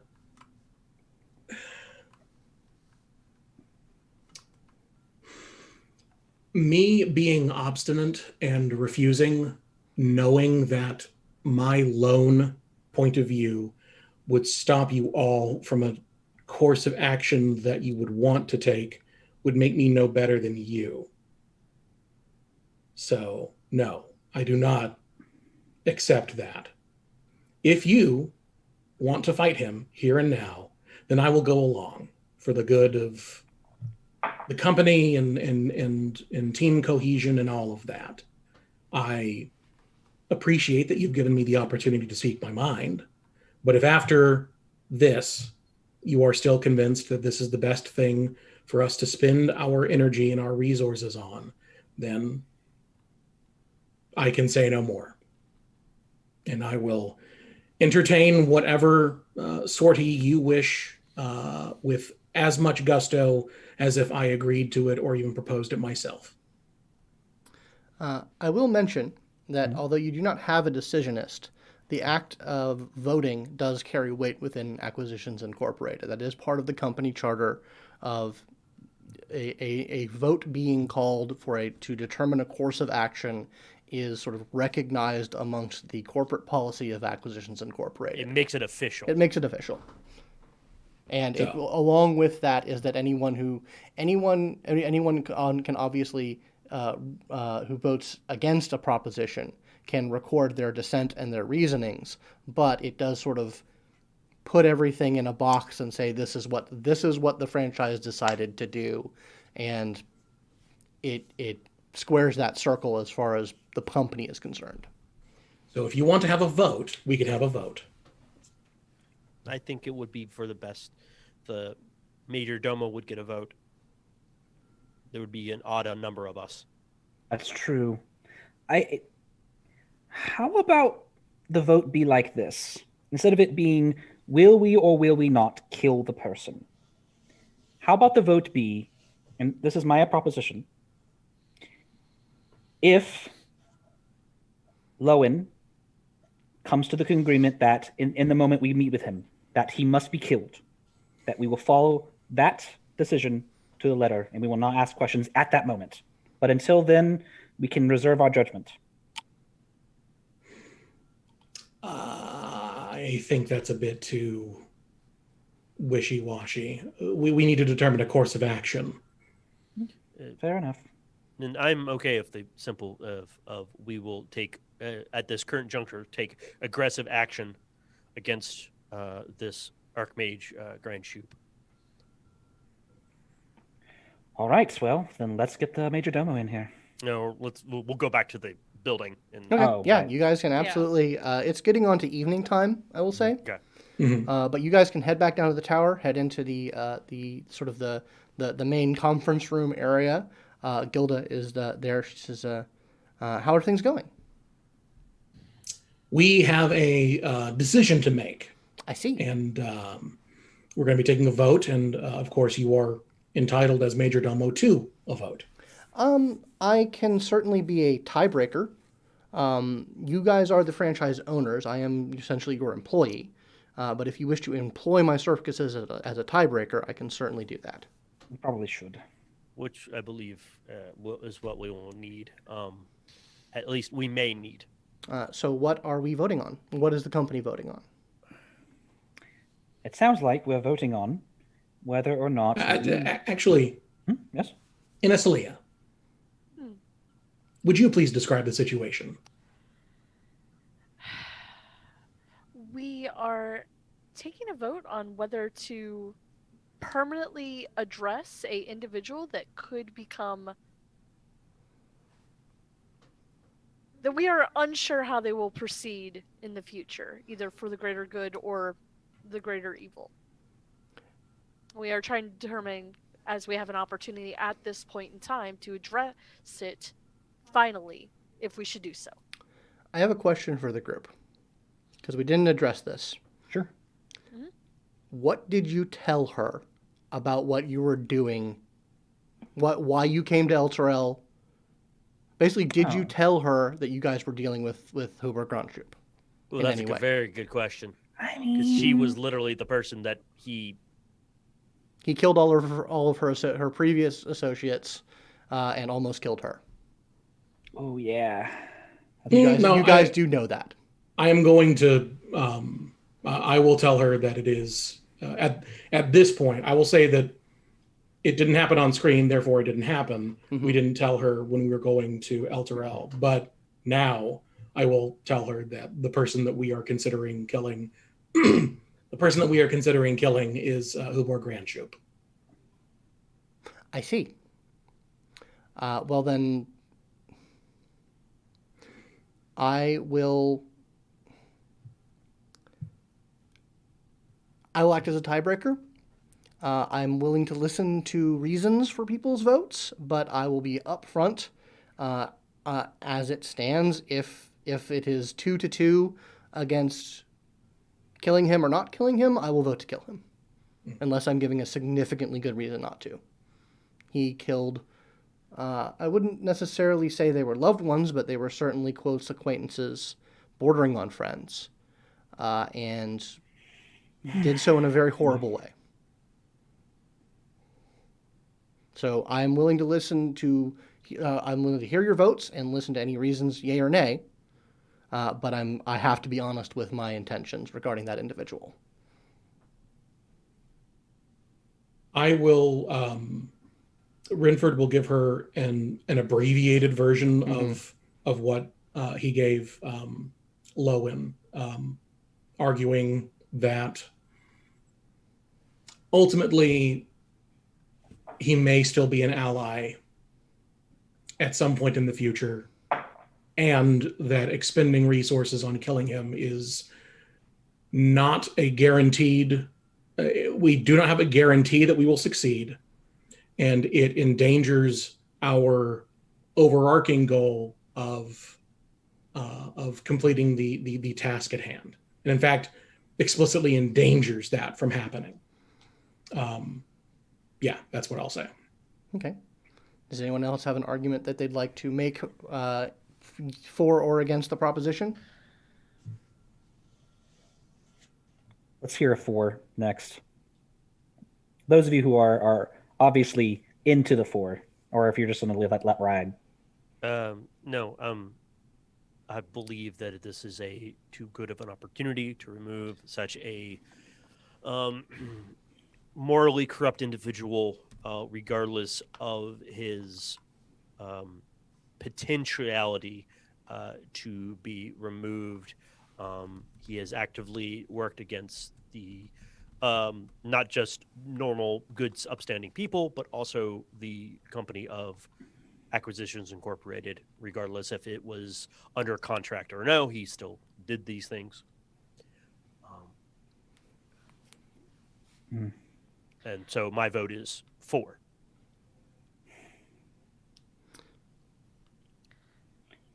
I'll go ahead and go next.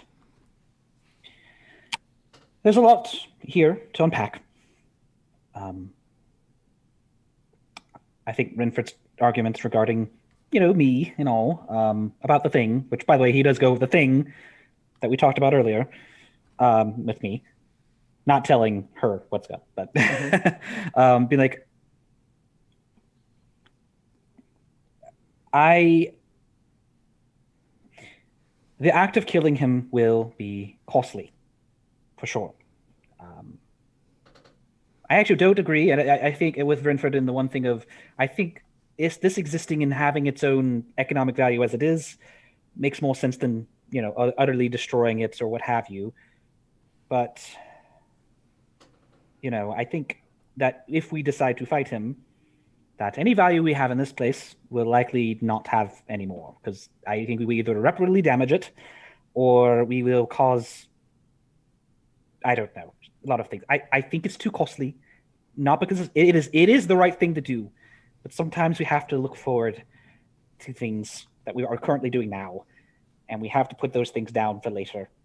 So I do vote against. Okay. I vote for, because I don't believe that we're going to necessarily have another opportunity. And we have already seen this individual do heinous things. We know that they are a necromancer of note.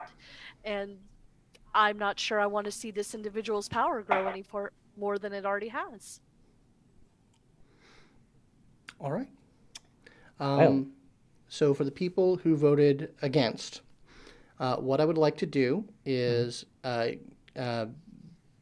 basically you guys can make a persuasion roll.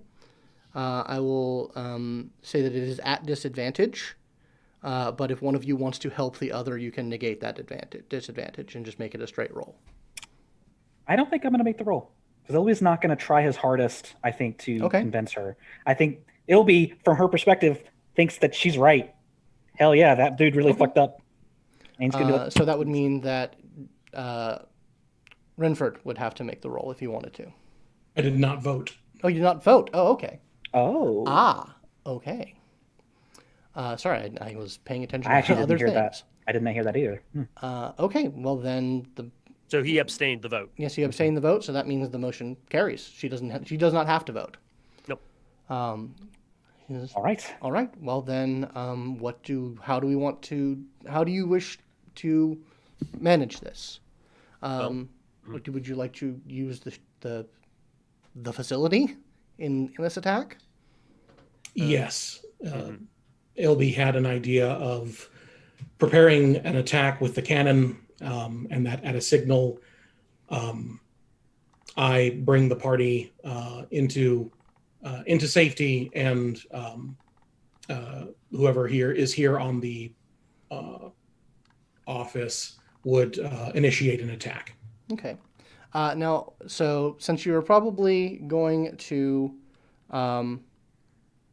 so we'll discuss the rules of the thing. You have a total of 10 crew, which means that the boat can get 2 actions per round. So that means that you can fire the arbalester and the harpoon gun at this thing. So you can literally you can lay into this guy with 2 attacks per round from the ship. The way the alabaster works is it targets a single creature, but every creature within 10 feet of that spot has a chance of taking some damage as well on a failed dexterity save. The harpoon gun can just fire harpoons at people, but it can also grapple them if need be. And it looks like it has 3 shots on it. So one of the considerations for now, I'm assuming we're trying to sort of shifting to a tactical conversation. Mm-hmm. Yes. If he is up there and that is how he transverses in and out, we actually probably don't want him on the roof. We actually want him inside, because nothing would prevent him from leaving. So here's the thing. I think we're going to need to do what we can to prevent him from leaving, because otherwise he will just leave. I mean, to be honest with you, he's a powerful magician. He could probably just do it himself. It's true. He did teleport away of his own under his own power. Under his own power. So do we have any ability to stop him from doing that? I can counterspell him, but I don't have very many of those. And if I spend my magical power on countering his magic, I cannot attack him. And what we'll have to, I have an idea. It's weird, and I don't know if it'll screw everything up or blow us up. It could do either of those. What that port does is it causes extra planar energy to open up pathways. What if we invert it so it prevents travel of extra planar energies? At least for a brief moment. It probably can't do it automatically, but if we invert it enough, we could prevent. Well, that would make it difficult for us, admittedly. But yeah, you would be at a significant disadvantage to attempt to use your teleport. That's true. But you don't have a lot of space on the top of that tower, and you could only really fire on him at the top of the tower. It wouldn't Right. you would have to try and destroy the building to get at him in the tower. But you could if you keep your distance from him, you could or if you want to be up in his face and risk taking damage, the Arbalester could just attack him and potentially damage some of whatever he has with him there while you guys are still there. It's not a huge area of effect is what I'm saying. One thing we can also do, and it goes along with the idea that I proposed a while ago, that we make it look as if there has been a battle, but instead of taking out infrastructure, before we insert the gem, we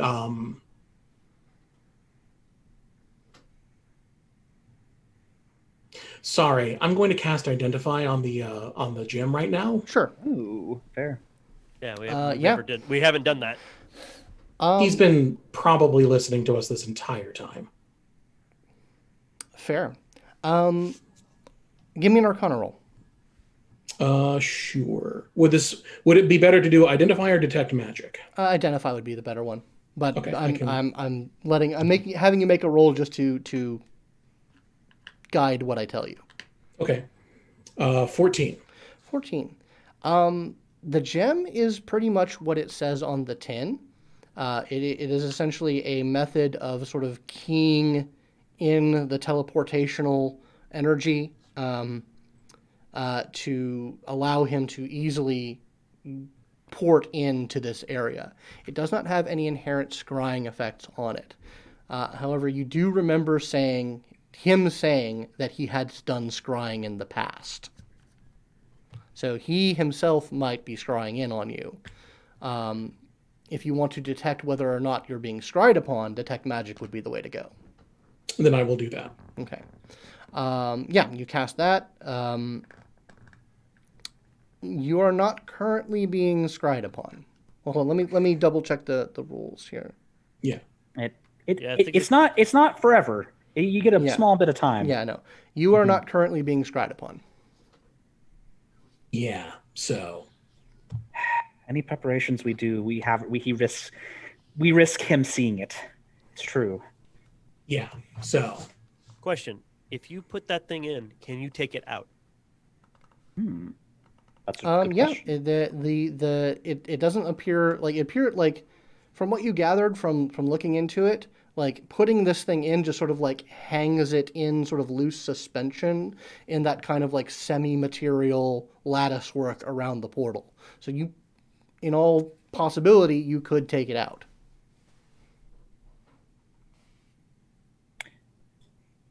So right. Anyway, what I was going to suggest is we literally undermine the tower such that it is barely holding itself together. Then we summon him. And then instead of using the onboard weapons to attack him, we use them to deal the crippling blow to the tower. It collapses, we teleport out, and he dies in the fall. A little theatrical for my tastes, but not a bad idea. But just my proposal. It's not a bad one. Sure.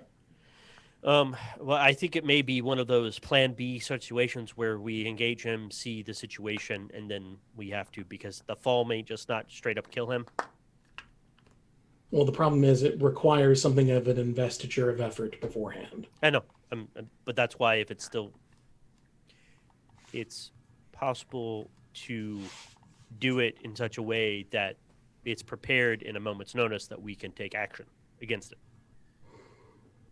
But Gilda says we can, like I said, we can activate the weapons. We can start firing at the tower to weaken it, if you so desire. But we should probably start doing that. Gilda, do you think that what we've got on board would be able to take that tower down from the state it's in right now? Am I overthinking this? She looks at it, says, it would take some doing. I think we would need to barrage it for at least a half an hour it's a pretty sturdy tower. It doesn't look like it has a lot of damage on it right now. You would have to spend some time lobbing blasts at it to weaken it to the point where a single blast would take it down. Are you confident that you would be able to determine when to stop blasting so that we could... We'd have to take our time. Like I said, it would take about a half an hour.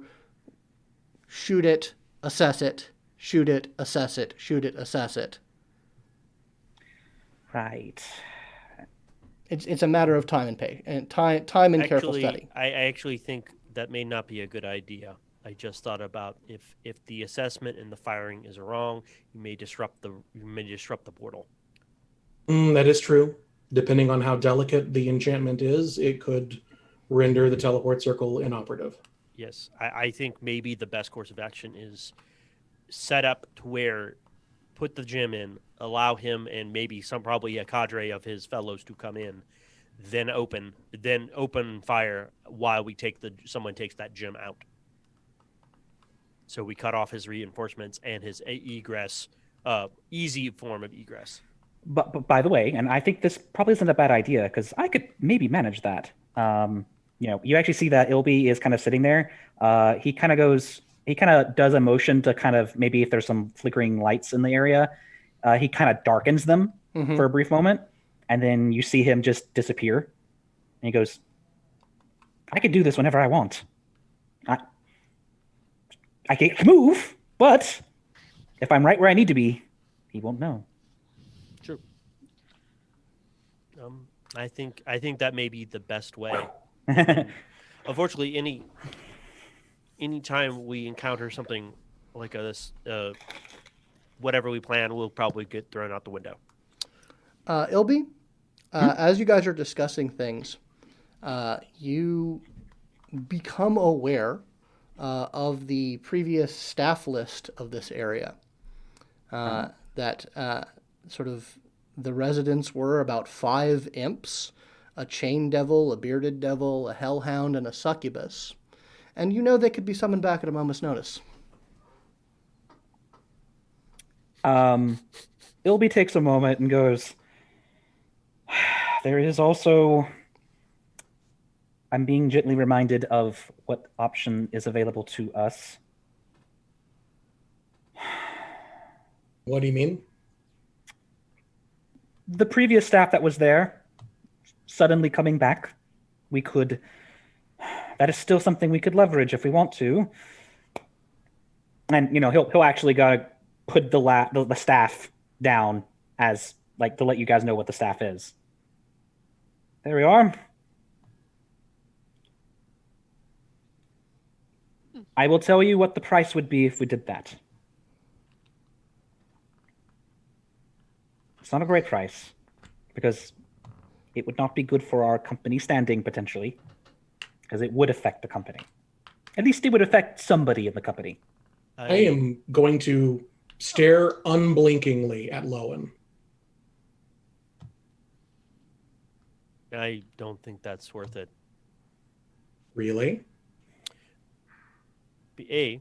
Besides endangering Ilby some more, it endangers the company, our contract. Also, I know I've made a commitment to get rid of Grand Shoot, and I want to do it, and therefore I don't want anyone else interfering.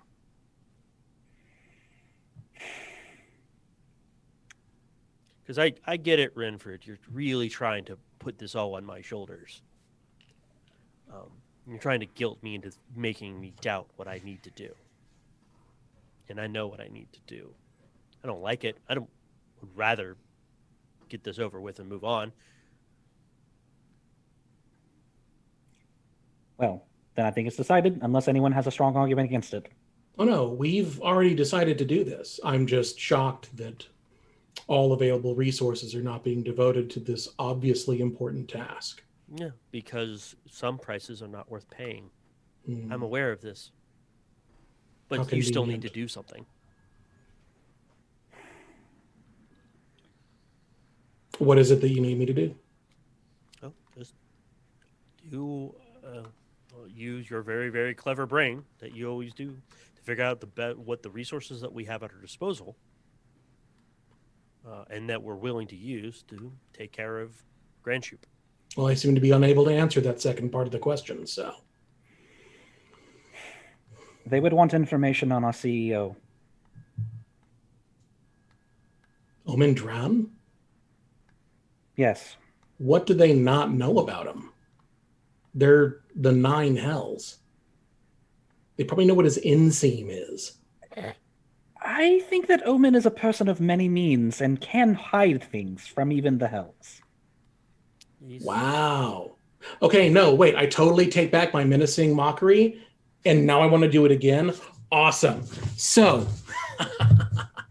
wow, Lowin, are you prepared to go up against our own boss? No, that's why I said we're not going to do it.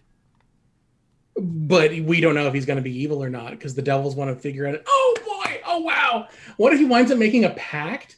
Then you would almost have to go after him, wouldn't you? Oh, no. I'm totally on board with this. Okay, Rynford. All right. Now you're being a little too rough, okay? Am I? Yeah, Rynford. Yes. Rynford.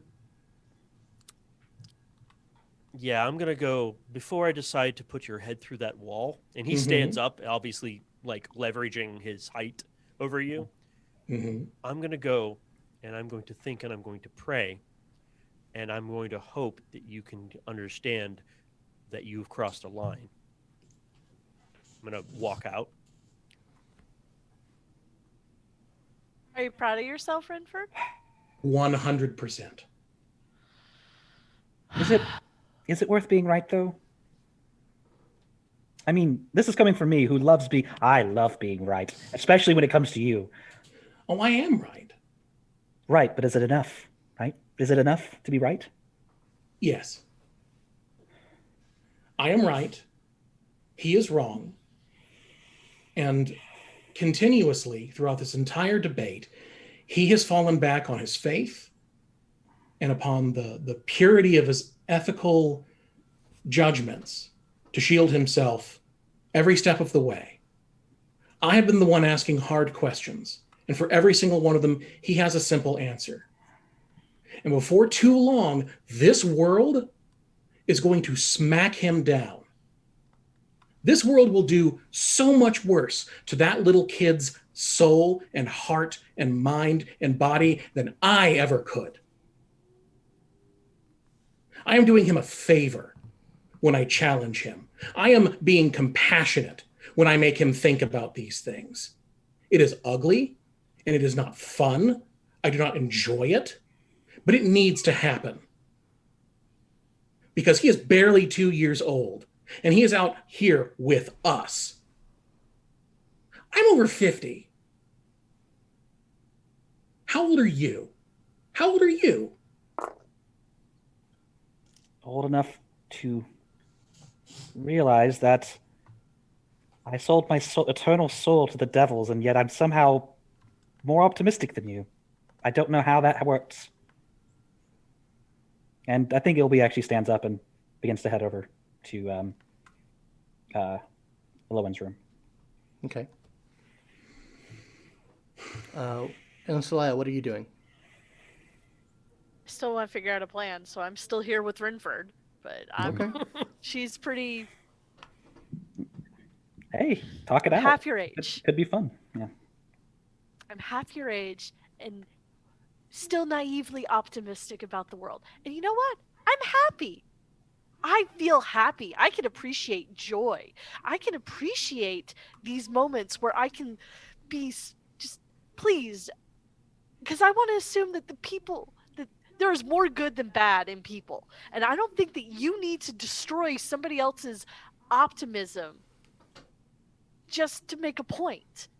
We will have to experience that on our own. You obviously have. I have. He is. We all are.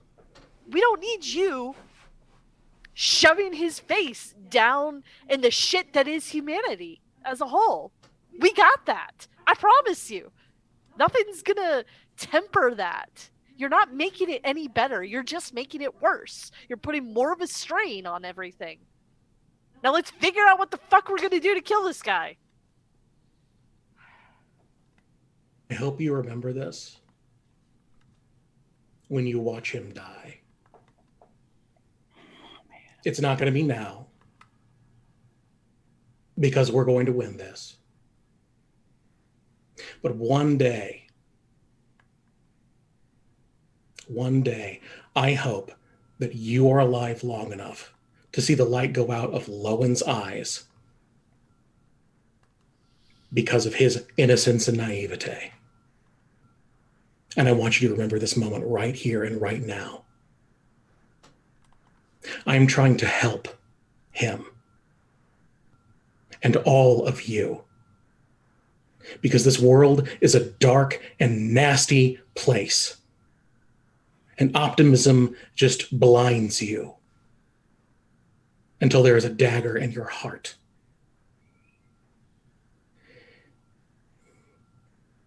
I do this because I don't want you to end up like me, or the people like me. You need to learn your lesson before it's too late.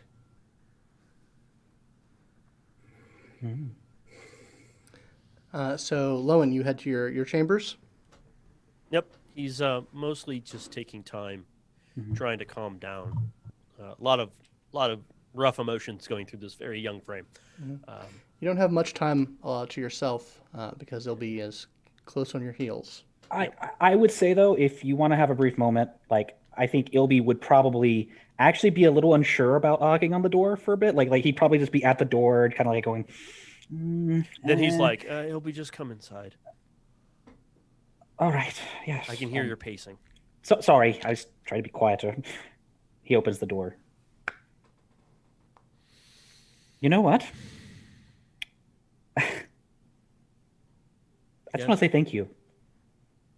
Because I know... Genuinely confused. No. I mean, obviously, I was against you on the vote, but, I don't take those personally, obviously. What I'm saying is thank you, right? I knew that you always had a good heart, and you were always going to do right. But I have to admit, part of me thought that once you knew everything about me, not that I was necessarily trying to hide it, but I was definitely not making it obvious either.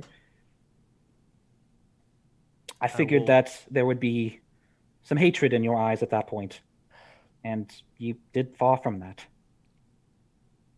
I don't like your situation, and I feel sorry for you. That's really what it comes down to. I know, and you're right too. But you have saved my life. You have saved everyone's life using this power, and maybe that's some minor good. That means there's some minor good in you, but that's not here or now. But thank you for appreciating my reaction. I see wrong and I want it to be righted. We couldn't take him out when we did, and I knew now we have an opportunity to try it again. And I just feel like every time we let him slip, that's just another thing that gets away from us. That's another evil that keeps going. I have a lot of conflict in my soul right now about AcqInc Acquisitions Incorporated. It's a business, and I understand that they make money, but I want to do good. I thought I could do both at the same time, and I don't know if I can. I don't think I can tell you which one you can do. If you can save everyone or if you can be profitable. I don't know if you could do both, because I don't know. But I'll say this. Your being here makes it way more possible than it ever could be. Thank you. I don't want you to go, whatever you decide to do. And this is coming from me, someone who, by all rights, should probably be afraid of you and probably think of you as an enemy. I guess not really an enemy, but a threat. And you're the first person from the good gods that I don't feel that way about. Really. He does really. smile. He very sheepishly smiles, like he's a little embarrassed by all that gratitude. if Rynford's not really on board and he seems so adamant to throw this in my face, I'm tempted to just ask you right now to give me that gem and let's go get Grand Shoop, bring him up, get the book, and leave. That way, if all the evil that is done by Grand Shoop is not on, it will be on his hands, not mine. But that's not you, is it?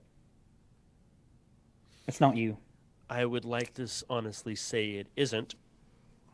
I don't think it is. That's the reason why you're so conflicted, because it isn't you. If it was you, you would have, done it to say, "Oh, fine, you have it," But that's, come on, Lowin. It's not. You see an evil and you want to deal with it.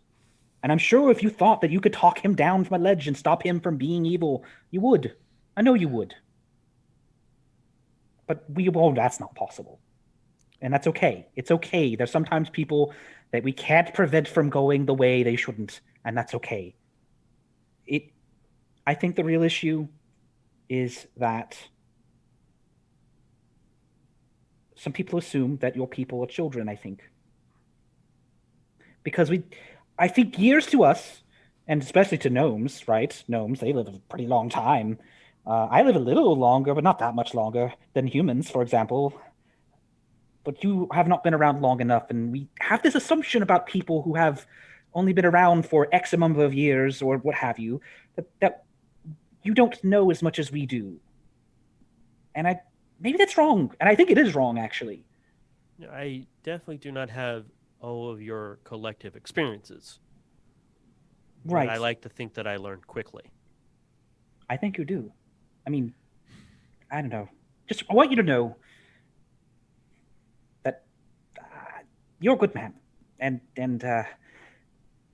I may not be a good man because of what I've had to do, or what I choose to do, or what I've been forced to do, even at times. But I know you are, and even if things you want to do sometimes make me go, that's just too much. Sometimes, I'm not saying it happens a lot, but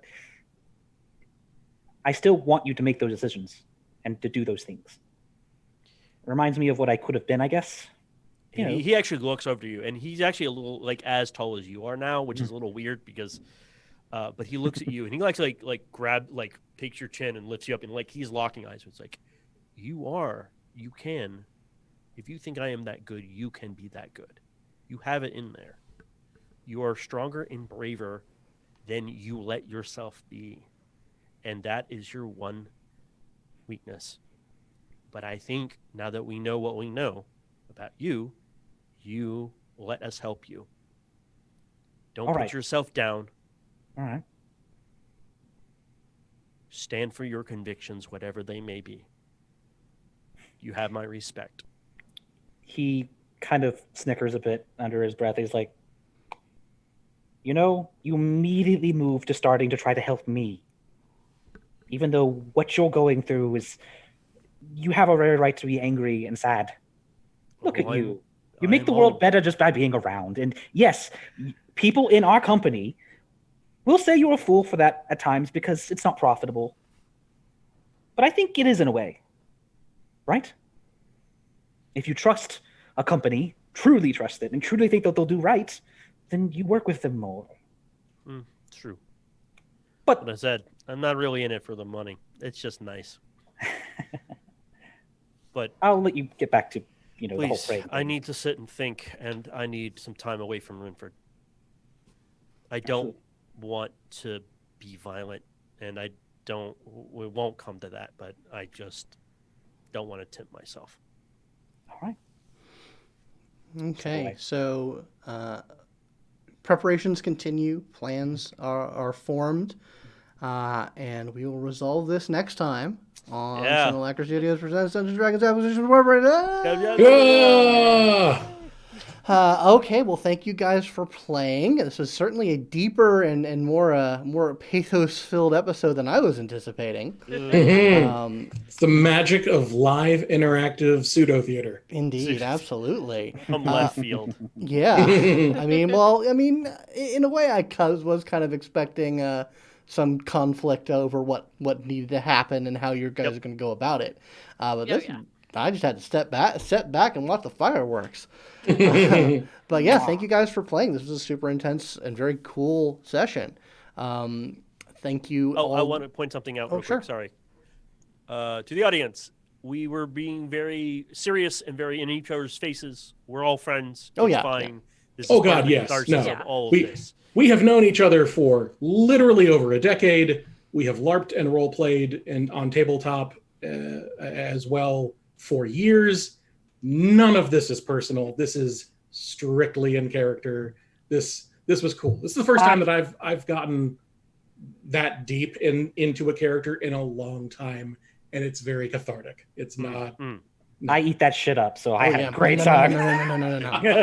So, sorry, Scott, I interrupted you. Yeah, that's fine. Yeah, sorry. But yeah, absolutely thank you to the players. Thank you to you watching. And absolutely 100% thank you to all my patrons, especially Ms. Mo Ferrer, Mr. David Haddad, Mr. Michael Tyson, Ms. Abby Peterson, Mr. Eric Ramos.